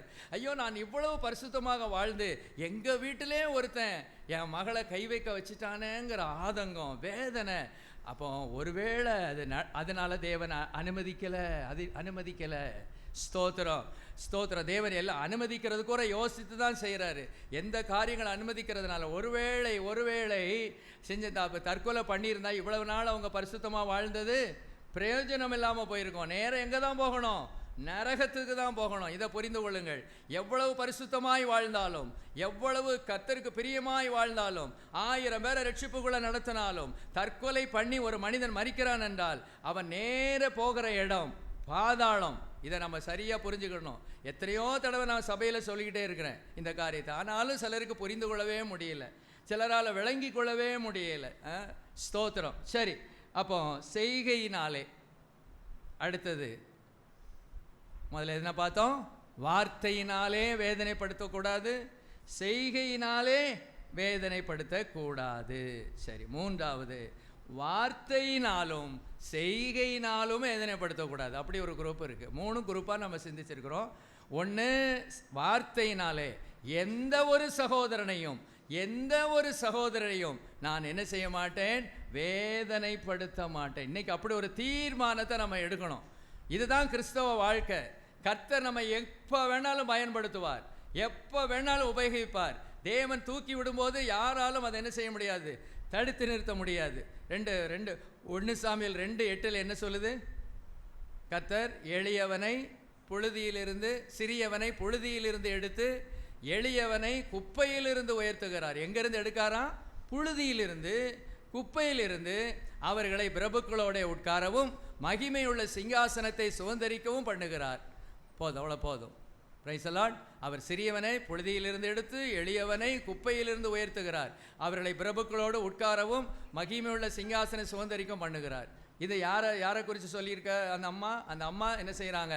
ஜெபம் மாதிரி என்ன செய்கிறாங்க? பண்ணுறாங்க. அன்னாள் தன்னுடைய மகனை நினச்சி, தன்னை நினச்சி, நான் ஒரு சிறியவன், நான் ஒரு சாதாரணமான ஒரு குடும்பம், அந்த இடத்துல யார் வரணும்? ஓப்னி பினகாஸ் அவங்க சந்ததி தான் வரணும். ஆனால் எங்கேயோ இருந்த ஒரு சின்ன மனிதனை, சாதாரண மனிதனுடைய பிள்ளையை கொண்டு வந்து அவன் சின்ன வயசுலேருந்தே அவனுக்கு பணிவிட ஊழியத்தை கொடுத்து பின் நாட்களிலே அவர் யாராக மாறுகிறார்? டக்குன்னு சொல்லுங்க. 3 பொசிஷன் அவருக்கு இருந்துச்சு. சொல்லுங்க. தீர்க்கதரிசி, சரி, ராஜாக்கள் அபிஷேகம் பண்ணுகிறவன், நியாயாதிபதி, ஆசாரியன். இந்த 3 தான். அபிஷேகம் பண்ணுறது இது இருக்கட்டும். அவர் ஒரு ஆசாரியன், பிரதான ஆசாரியன், அவர் ஒரு நியாயாதிபதி, இன்னொன்று என்ன பார்த்தோம்? தீர்க்கதரிசி. Powerful post. சாதாரண ஒரு மனிதன், சாதாரண ஒரு குடும்பத்தில் இருந்து வந்த ஒரு மனிதன். யாருக்கு தெரியும்? இந்த பாருங்க, மொட்டைக்கிட்டையெல்லாம் போட்டு அப்படி பரிதாபமாக இருக்குது பாருங்க. இதிலிருந்து ஒரு பெரிய ஊழியக்காரன் வரலாம். ஒருவேளை நமக்கு தெரியாது. நம்ம சபையில் இப்படி வந்திருக்கான் பார்த்தீங்களா? நான் திரும்ப சொல்கிறனால தப்பாக எடுத்துக்கிடாதீங்க. ஜெரால் இப்படி இருந்த ஆள் தான். இந்த மாதிரி இருந்த ஆட்கள் தான். இப்படியே உட்காந்துட்டு இருப்பாங்க. நம்ம கையும் தட்ட மாட்டான், ஒழுங்காக படிக்கவும் மாட்டான். நம்ம பார்வையில் அவன் எப்படி தான் இருக்கான்? சாதாரணமானவன். ஆனால் தேவனுடைய பார்வையில் இப்போ எங்கே கொண்டு போயிட்டார்? நேபாளுக்கு கொண்டு போயிட்டார். நேபாளில் கர்த்தருடைய ஊழியத்தை செய்யும்படியான பாக்கியம். இங்கே ஊழியம் செய்கிறது ஈஸி, அங்கே ஊழியம் செய்கிறது கஷ்டம். கடினமான இடத்துல கொண்டு போய் கர்த்தர் அவனை பயன்படுத்துகிறார் என்றால் தேவன் அவன் மேல் வைத்த ஒரு நோக்கம். தேவன் அவனை உயர்த்திட்டார். ஸ்தோத்திரம். அவர் உண்மையாக இருப்பான் என்றால் அவனுடைய சந்ததியை தூக்கிடுவார் மேலே. ஹல்லேலூயா. ஸ்தோத்திரம். நீதிமானின் சந்ததி என்ன செய்யப்படும்? உயர்த்தப்படும். நீதிமான் சந்ததி அப்பத்துக்கு இறந்து திரிகிறது நான் காணவில்லை. ஸ்தோத்திரம். நீதிமானுடைய சந்ததி என்ன செய்யும்? பூமியை சுதந்திரித்து கொள்ளும். அப்படிலாம் நிறைய காரியங்கள் சொல்லியிருக்காரு. நம்ம சந்ததிக்கு நாம் வச்சுட்டு போக வேண்டியது எதை வச்சுட்டு போனோம்? கர்த்தருடைய வார்த்தைகளுக்கு கீழ்ப்படிதலாகி அந்த காரியத்தை நம்ம வச்சுட்டு போகணும். சரி, வார்த்தையினாலும் செய்கையினாலும். யாரை சொல்ல போகிறேன்? தீர்க்க தரிசன கிருபைகள் இருந்தால் சொல்லுங்கள். வார்த்தையினாலும் செய்கையினாலும். யோசேப்பின் சகோதரர்கள் யோசேப்பை வேதனைப்படுத்தினார்கள். வார்த்தையினாலும் வேதனைப்படுத்தினார்கள், செய்கையினாலும் வேதனைப்படுத்தினார்கள். இப்பொழுது வாங்க, ஆதியாகமம் 37:23 யோசேப்பு தன் சகோதரரிடத்தில் சேர்ந்தபோது யோசேப்பு உடுத்தி கொண்டிருந்த பலவருண அங்கி அவர்கள் கலற்றி அவனை எடுத்து அந்த குழியிலே போட்டார்கள். அது தண்ணீர் இல்லாத வெறும் குழியா இருந்தது. பின்பு அவர்கள் போஜனம் செய்யும்படி உட்கார்ந்தார்கள். அவர்கள் தங்கள் கண்களை ஏறெடுக்கும் போது இதோ கீலேயாத்தில் இருந்து வருகிற இஸ்மவேலருடைய கூட்டத்தை கண்டார்கள். அவர்கள் எகிப்துக்கு கொண்டு போகும்படி கந்தவர்க்கங்களையும் பிசின்தைலத்தையும் வெள்ளைப்போளத்தையும் ஒட்டகங்கள் மேல் ஏற்றி கொண்டு வந்தார்கள். அப்பொழுது யூதா தன் சகோதரரை நோக்கி, நாம் நம்முடைய சகோதரரை கொன்று அவன் இரத்தத்தை மறைப்பதினால் லாபம் என்ன? அவனை இந்த இஸ்மவேலருக்கு விற்று போடுவோம், வாருங்கள், நமது கை அவன் மேல் படாதிருப்பதாக. அவன் நம்முடைய சகோதரனும் நம்முடைய மாம்சமாய் இருக்கிறானே என்றான். அவன் சகோதரர் அவன் சொல்லுக்கு இணங்கினார்கள். அந்த வர்த்தகரான மீதியானியர் கடந்து போகிற போது ஓகே இப்போ வார்த்தையினாலும் செய்கையினாலும் முதல்ல அவனை வரும் முன்னால அவனை தூரத்தில் வர கண்டு அவனை தங்களுக்கு சமயம் வருமுனே அவனை கொலை செய்யும்படியாக சதி ஆலோசனை பண்ணினார்கள். முதல்ல யோசனை பண்ணாங்க, அப்புறம் குழியில் ஒன்று போட்டுருவோம் அப்படின்னாங்க. இப்போ அவங்க என்ன செய்கிறாங்க, செய்கையினால என்ன செய்கிறாங்கன்னா, ஏற்கனவே பட்சமாலாம் பேசலை, அதெல்லாம் முன்னால் இருக்குது, 37:4 இருக்குது. பட்சமாக பேசாமல் என்ன செஞ்சாங்க, அது ஒரு வேதனையா இல்லையா?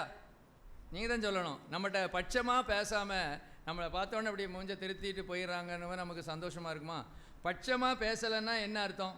பட்சமாய் பேசாமல் அவனை பகைத்தார்கள். பகைத்தார்கள்ங்கிறத எப்படி எடுத்துக்கொள்ளலாம்? பட்சமாய் பேசாமல் யோசேப்பை வேதனைப்படுத்தினார்கள். அவனை தங்களை விட்டு பிரித்துட்டாங்க, அப்படி பிரிச்சுட்டாங்க யோசேப்பை. பென்னிமீனை ஒன்றும் கண்டுக்கிடல, ஏன்னா பென்னிமீன் ரொம்ப குட்டி பையன். குட்டி பையனை யாராக இருந்தாலும் நம்ம அன்பு கூறுவோமா இல்லையா? ஒரு எதிரி வீட்டில் உள்ள ஒரு குட்டி பிள்ளை அப்படியே நடந்து வருதுன்னு வைங்களேன், நீங்கள் உங்களுக்கு எப்படி ஒரு எண்ணம் வரும்? ஒரு சாதாரணமானவங்கன்னா அவங்க நமக்கு பிடிக்காது, ஆனால் அந்த சின்ன குழந்தைய பிடிச்ச உடனே அந்த கன்னத்தை பிடிச்சி அப்படி பூ போல் அனுப்பி விட்ருவோம். ஏன்னா அந்த குழந்தையின் மீது அவ்வளோ பாசம் நமக்கு என்ன செய்யும், இயற்கையாகவே என்ன செய்யும் இருக்கும். ஆகவே பென்னியமீனை பிரித்து இப்போ பிரச்சனை இல்லை.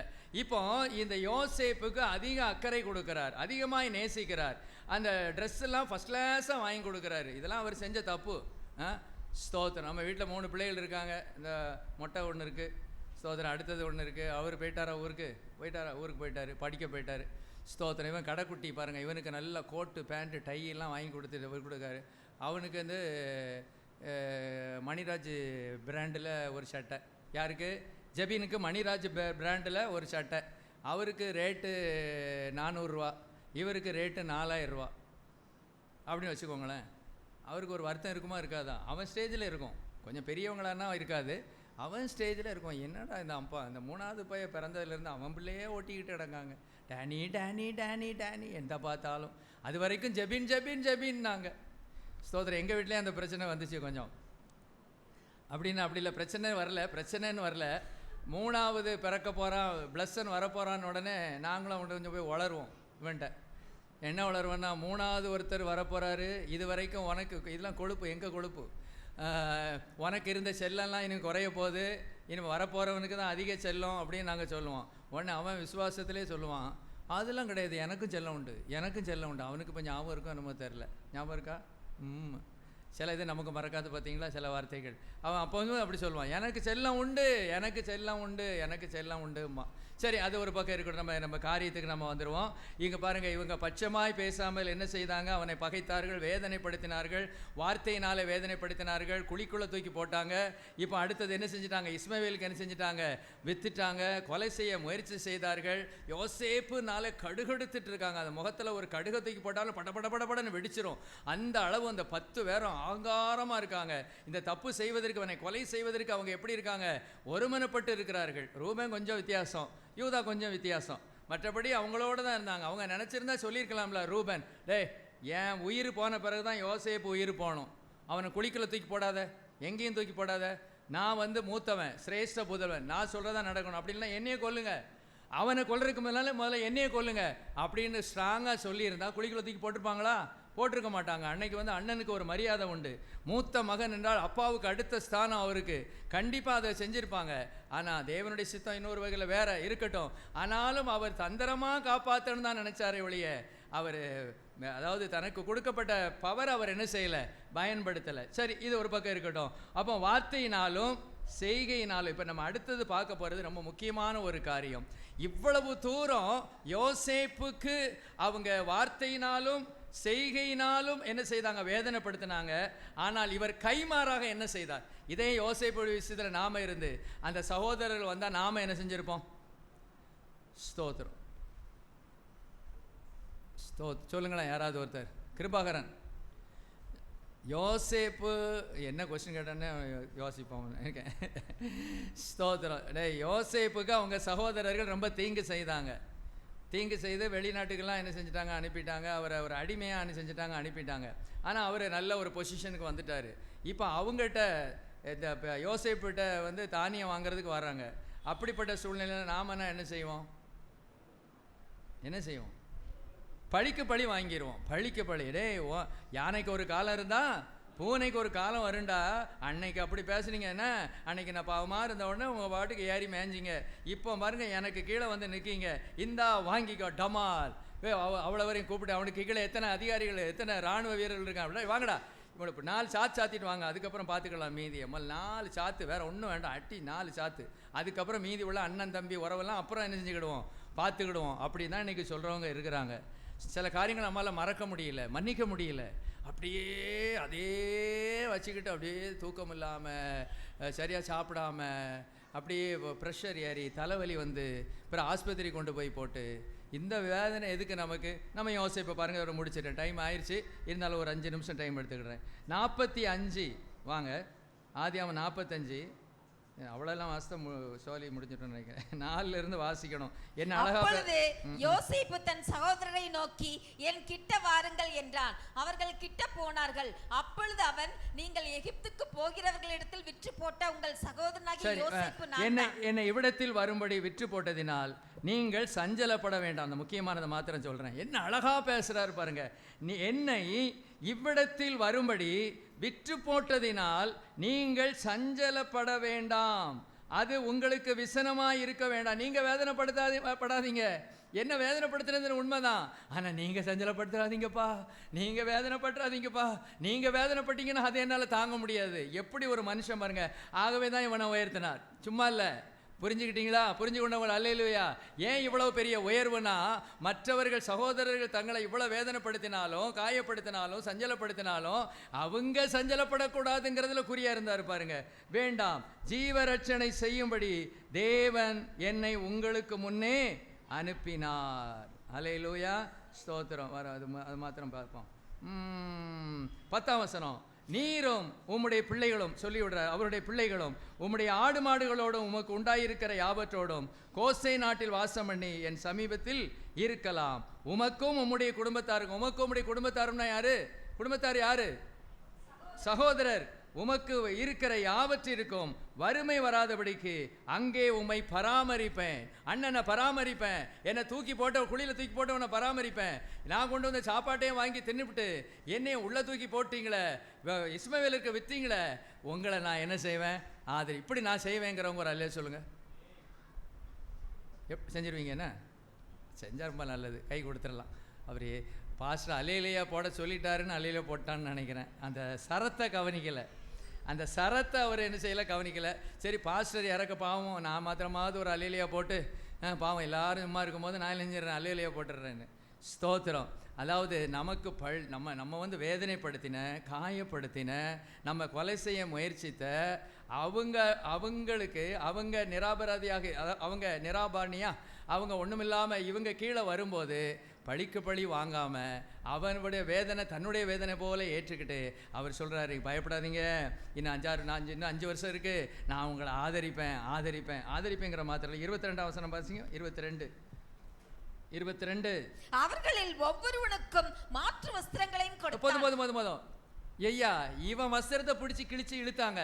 பலவர்னு அங்கேயே பிடிச்சி இழுத்துட்டு அங்கே அந்த நாட்கள்லாம் பனியன்லாம் இருந்ததோ என்னமோ தெரியல. நான் நினைக்கிறேன் ஒரு ஜட்டி மாத்திரம் தான் இருந்திருக்கும், பனியன் கூட இருந்திருக்காது. ஒரு சின்ன ஒரு இது மாத்திரம் தான் இருந்திருக்கும். பலவர்னை எங்கேயே உறிஞ்சிட்டான். ஆனால் இவர் என்ன கொடுக்குறாரு? மாற்று வஸ்திரம். ஏன் சட்டையை உறிஞ்சலடா, வாடா, அவ்வளோ சட்டையை உரிடா, போங்கடா, ஓடுங்கடா, பின்னால் கையை கட்டு, நேராக உள்ளே கொண்டு வை, ஒரு மாதம் உள்ளே இருக்கட்டும். அப்படிலாம் செய்யலை. அவங்க பலவர்னா இங்கேயே பிடிச்சி இழுத்து கிழிச்சு தள்ளி ஒன்றுமில்லாமல் ஆக்குனாங்க. ஆனால் இவர் மாற்று வஸ்திரத்தை கொடுக்குறாரு. கை தட்டுங்களேன் யோசேப்புக்கு. பிரைஸ் எல்லாம். இன்னும் பாருங்க, அது மாத்திரம் சொல்லிட்டு போயிட்டேன். 47:1. யோசேப்பு பார்வோனிடத்தில் போய், என் தகப்பனும் என் சகோதரரும் தங்கள் ஆடு மாடுகளோடும் தங்களுக்கு உண்டான எல்லாவற்றோடும் கூட கானான் தேசத்திலிருந்து வந்தார்கள், இப்பொழுது கோசேன் நாட்டில் இருக்கிறார்கள் என்று சொல்லி. சரி, அதுல எகிப்தில பெஸ்டான இடத்தை கொடுத்தாரு, கோசேன் நாடு. ஏன்னா அதே பார்வோன்னு திருப்பி சொல்றாரு பாருங்க 6ஆம் வசனத்துல, எகிப்து தேசம் உனக்கு முன்பாக இருக்கிறது, தேசத்தில் உள்ள நல்ல இடத்திலே உன் தகப்பனையும் உன் சகோதரரையும் இருக்கும்படி செய். அவங்க கோசே நாட்டில் குடியிருக்கலாம்னு சொல்றாரு. இவர் ஏற்கனவே கோசே நாட்டில் கொண்டு வச்சுட்டாரு. கை தட்டுங்க. என் சகோதரன் நல்ல இடத்துல குடியிருக்கணும், நல்லா இருக்கணும். நாம எப்படி பேசுவோம் தெரியுமா? நல்லா இருப்பப்பா, நல்லா இருப்ப. இவ்வளோ அநியாயத்தை பண்ணிட்டு எப்படி இருப்ப? நல்லா இருப்பப்பா, இப்படி நம்ம சொல்லுவோம். அவர் அப்படி இல்லை. ஏற்கனவே பெஸ்டான இடத்துல, ஃபர்ஸ்ட் கிளாஸ் இடத்துல, கோசேன், எகிப்திலே பெஸ்ட் இடம் கோசே நாடு. தன்னை எதிர்த்த, தன்னை வேதனைப்படுத்தின, தன்னை கொலை செய்ய முயற்சித்த, தன்னுடைய பலவர்ண அங்கே அப்பா செல்லமாக கொடுத்த, அதை பிடிச்சு இழுத்து இந்த மோசமான சகோதரருக்கு அவர் கொடுத்த இடம் பெஸ்டான இடம். அல்லேலூயா. இதோட பாருங்க, நாங்கள் ஒரு கல்யாண வீட்டுக்கு போயிருந்தோம். இது பாருங்க, ஸ்தோத்திரம். ஒரு கல்யாண வீட்டுக்கு இல்லை நேரம் ஆகிட்டு, க்ளோரிக்கு டைமை அப்படி முடிச்சிட்டேன். ஸ்தோத்திரம். என்ன இது நான் சொல்லி ஆகணும். ஒரு கல்யாண வீட்டுக்கு நாங்கள் போயிருந்தோம். ஸ்தோத்திரம். க்ளோரி எல்லாம் போயிருந்தோம், நான்லாம் எல்லாரும் போயிருந்தோம். அங்கே பார்த்தா நாங்கள் ஒரு குரூப் நிறைய பேர் இருக்கோம். ஸ்தோத்திரம். அதையும் சொல்லிடுறேன், எல்லாரும் பெருமையாக பேசுகிறாங்கல்ல, அசம்பிளிஸ் ஆஃப் காட் பாஸ்டர். அவர் என்ன பாஸ்டர்? ஸ்தோத்திரம். நம்ம சபையோட பேர் கூட தெரிய மாட்டேங்குது. நம்ம ஐபிசி கூட்டு போனால் அன்றைக்கி நீங்கள் ஏஜி கூட்டிட்டு போனீங்களா அப்படிங்காரு ஒரு ஆள் டிரைவர். ஏஜ் இல்லை பார்த்து ஐபிசின்னு சொன்னால் அவனுக்கு விளங்காது. சரி, இருக்கட்டும். நாங்கள் போயிட்டு உட்காந்துக்கிட்டே இருக்கோம். ஒரு 20 பேர் இருப்போம். ஏதாவது ஒரு ரூம் தருவாருன்னு நான் எதிர்பார்த்துக்கிட்டே இருக்கேன். எனக்கு ஏதாவது என்ன செய்வார், எனக்கும் க்ளோரிக்குமாவது. ஏன்னா மற்றவங்கெல்லாம் இன்னொரு ஊழியக்காரர், 2 ஊழியக்காரங்க, அதில் 4 பேர் இருக்கிறோம். மற்றெல்லாம் கொஞ்சம் விசுவாசிகள் அந்த ரேஞ்சில் இருக்கிறவங்க. ஒரு அவங்க பணக்காரங்களாக இருக்கலாம், அது வேறு விஷயம். சரி, இருக்கட்டும். சொந்த ஒரு 20 பேர்கிட்ட இருப்போம், 15 பேர்கிட்ட இருப்போம் வச்சுக்கோங்க. கடைசியில் நான் போய் உட்காந்துக்கிட்டே இருக்கேன். ஏன்னா கொஞ்சம் ரூம் இருக்குது, 2 ரூம் இருக்குதுன்னு நினைக்கிறேன், எனக்கு ரொம்ப கரெக்டாக தெரில. 2 ரூம் இருக்குது, பெட்ரூம் 2 ரூம் இருக்குது. ஒன்றை பொண்ணுக்கு கொடுத்துட்டாங்க. அப்புறம் இல்லை, இது நானாக இருந்தேன்னா என்ன செய்வேங்கிறத சொல்லிடுறேன். ஸ்தோத்திரம்.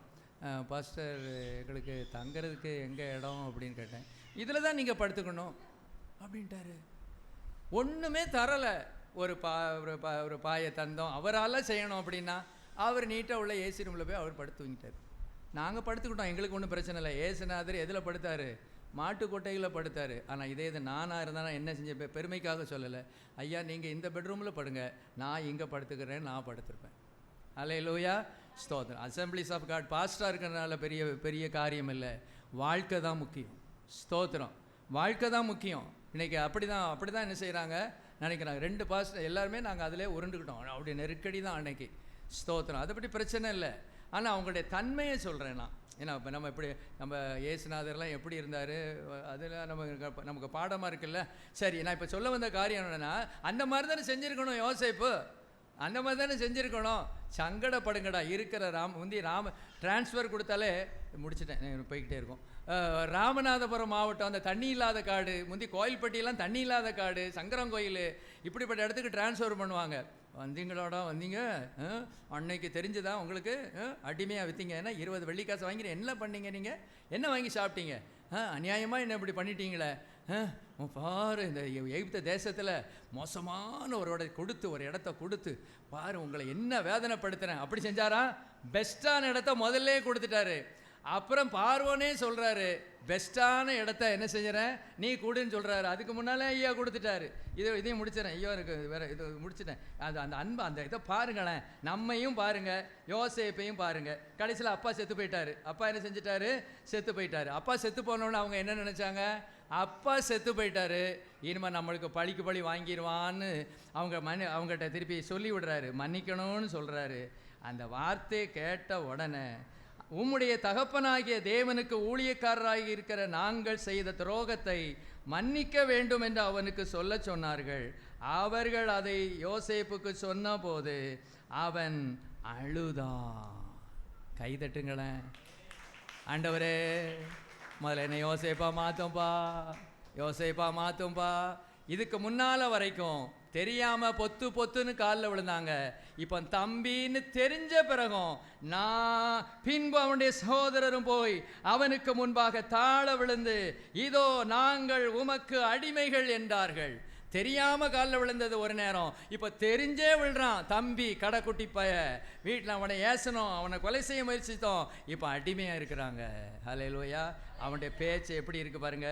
நான் பயப்படாதிருங்கள், நான் தேவனா, நான் தேவனா, ஆதலால் பயப்படாதிருங்கள், நான் உங்களையும் உங்கள் குழந்தைகளையும் பராமரிப்பேன் என்று அவர்களுக்கு ஆறுதல் சொல்லி அவர்களோட பட்சமாக பேசினான். முதல்ல அவன் பட்சமாக பேசலை, இவன் பட்சமாக பேசினான். நாம் எப்படி பட்சமாக பேசலை, நானும் போக மாட்டேன், நீ லெஃப்ட்டு நான் ரைட்டு, நீ ரைட்டு நான் லெஃப்ட்டு, நீ பேசுகிற நான் பேசுவேன், நீ பேசுகிற நான் பேச மாட்டேன், நீ சிரிச்சா நான் சிரிப்பேன், நீ ஹூன்னு முறைச்சா நானும் முறைப்பேன். இதுதானே நம்ம கேரக்டர்.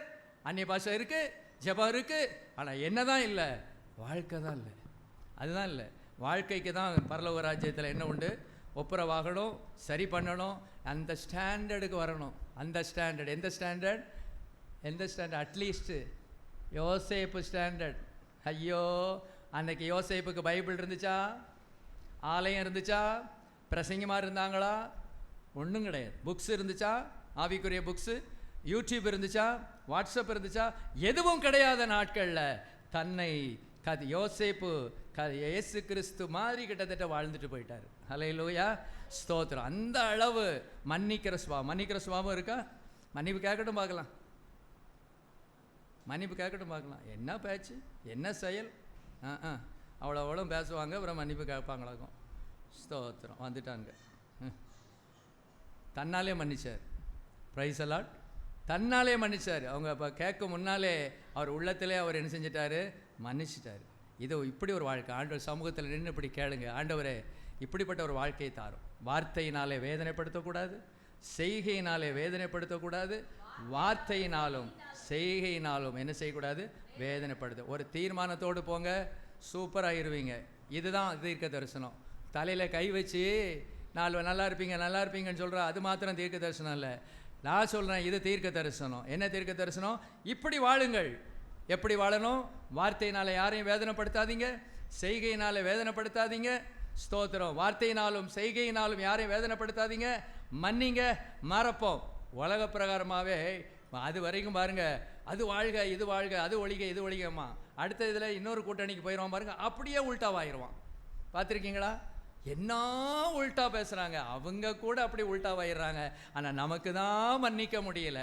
கேட்டால் ரட்சிக்கப்பட்டேன், கேட்டால் அந்நிய பாஷை பொத்துக்கிட்டு வருது, அபிஷேகம் துள்ளி துள்ளி இங்கேருந்து அங்கே குதிப்பேன், அங்கேருந்து இங்கே குதிப்பேன், இதெல்லாம் இருக்குது. ஆனால் எது தான் இல்லை, மன்னிக்கிறதும் இல்லை, மறக்கிறதும் இல்லை. அவன் சொல்கிறான் மன்னிப்போம் மறப்போம் அப்படிங்க, நாம் சொல்கிறோம் மன்னிக்க மாட்டோம் மறக்க மாட்டோம். சொன்னதெல்லாம் சொல்லிட்டு பேசினதெல்லாம் பேசிட்டு மன்னிப்பா, அது இந்த ஜென்மத்தில் நம்மகிட்ட நடக்காது. இந்த வீரவசனம் தானே நமக்கு. ஹல்லேலூயா. பிறகு எப்படி ஆசீர்வதிக்கப்பட முடியும், எப்படி உயர்த்தப்பட முடியும்? எத்தனை தீர்க்கதரிசி தலையில் கை வச்சாலும் ஆசீர்வதிக்கப்பட முடியாது. ஹல்லேலூயா. எப்போ ஆசீர்வதிக்கப்பட முடியும்? வார்த்தையினாலே வேதனைப்படுத்த கூடாது, செய்கையினால வேதனைப்படுத்தக்கூடாது, வார்த்தையினால செய்கையினால வேதனைப்படுத்தக்கூடாது. அடுத்தது மன்னிப்போம். எவ்வளவு பெரிய தப்பாக இருந்தாலும் சரிதான், எவ்வளவு பெரிய குடும்பத்தில் ஏனைக்கு பிரச்சனை, மன்னிக்க முடியல. சில சமயங்களில் மன்னிப்பு கேட்குறாங்க, கணவன் மனைவிக்குள்ள, சகோதர சகோதரிக்குள்ள. ஸ்தோத்திரம். கேட்காமலே மன்னிக்கிறது பெரிய தெய்வீகம். அதே சமயத்தில் கேட்டு மன்னிக்காமல் இருக்கிறது பிசாசினுடைய குணம்னு நான் சொல்கிறேன். ஒருத்தர் மன்னிப்பு கேட்டுட்டாரா, அதுக்கப்புறம் அவ்வளோதான், கதை முடிஞ்சது. ஜெபம் பண்ணுவோம். Praise the lord. Hallelujah, hallelujah. ஸ்தோத்திரம், ஸ்தோத்திரம். நன்றி அப்பா, நன்றி ராஜா, நன்றி இயேசு ராஜா, நன்றி ராஜா, நன்றி ராஜா. உம்மை துதிக்கிறோம், உம்மை ஸ்தோத்தரிக்கிறோம் ஆண்டவரே, உம்மை துதிக்கிறோம், உம்மை ஸ்தோத்தரிக்கிறோம் ஆண்டவரே. எங்களுடைய சகோதர சகோதரிகளை நாங்கள் வார்த்தையினாலும் செய்கையினாலும் ஆண்டவரை வேதனைப்படுத்தாதபடிக்கு நீர் எங்களை காத்து கொள்வீராக. அப்பா, உம்மை துதிக்கிறோம் ஆண்டவரே, உம்மை துதிக்கிறோம். ஒருவேளை நாங்கள் வேதனைப்படுத்தி இருந்தால் ஆண்டவரை அதற்காக நாங்கள் ஜெபித்து நல்ல ஆயத்தத்தோடு ஆண்டவரே நாங்கள் மன்னிப்பு கேட்டு ஒப்புரவாகி ஆண்டவரை தொடர்ந்து நாங்கள் ஆவிக்குரிய ஜீவியத்திலே வளர்ச்சி அடைய கிருபை செய்வீராக. ஆண்டவரே, மன்னிக்கிற சுபாவத்தை எங்களுக்கு தருவீராக, மன்னிப்பு கேட்கிற சுபாவத்தை தருவீராக. அப்பா, நாங்கள் உம்மை ஸ்தோத்தரிக்கிறோம், உம்மை துதிக்கிறோம். எங்களுடைய பாவங்களை நீர் மன்னிச்சீரு, நீர் மன்னிக்க மாட்டேன்னு சொல்லலை ஆண்டவரே. இன்னைக்கு பாட்டு கூட அந்த பாட்டு வந்தது, எத்தனை முறை இடறினாலும் அத்தனை முறையும் நீர் எங்களை மன்னிச்சீர் ஆண்டவரே. எத்தனை தடவை தப்பு செஞ்சுட்டு ஆண்டவரே நான் தப்பு பண்ணிட்டேன்னு சொல்லும் போது என்னை மன்னிச்சு எங்களை மன்னிச்சு ஏற்றுக்கொண்டீரே. இதை நாங்களும் செய்யணும்னு நீங்கள் விரும்புகிறீங்களா ஆண்டவரே? அப்படியே செய்வீராக. வந்த ஒவ்வொரு ஆசீர்வதியும் தீர்மானத்தோடு இந்த இடத்தை விட்டு கடந்து செல்ல கர்த்தர் கிருபை செய்வீராக. எல்லா கனவு மகிமை துதியெல்லாம் உமக்கே செலுத்துகிறோம். இயேசுவின் மூலம் கேட்கிறேன் பிதாவே, ஆமென். என் ஆத்துமாவே கர்த்தரை ஸ்தோத்திரி, என் முழு உள்ளமே அவருடைய பரிசுத்த நாமத்தை ஸ்தோத்திரி. என் ஆத்துமாவே கர்த்தரை ஸ்தோத்திரி, கர்த்தர் செய்த சகல உபகாரங்களையும் மறவாதே, ஆமென். நம்முடைய கர்த்தராகிய இயேசு கிறிஸ்துவின் கிருபையும் தேவனுடைய அன்பும் பரிசுத்த ஆவியாருடைய ஐக்கியமும் சிநேகமும் நம் அனைவரோடும் கர்த்தருடைய வருகை மட்டும் நம்மோடு இருப்பதாக, ஆமென். அல்லேலூயா, அல்லேலூயா, அல்லே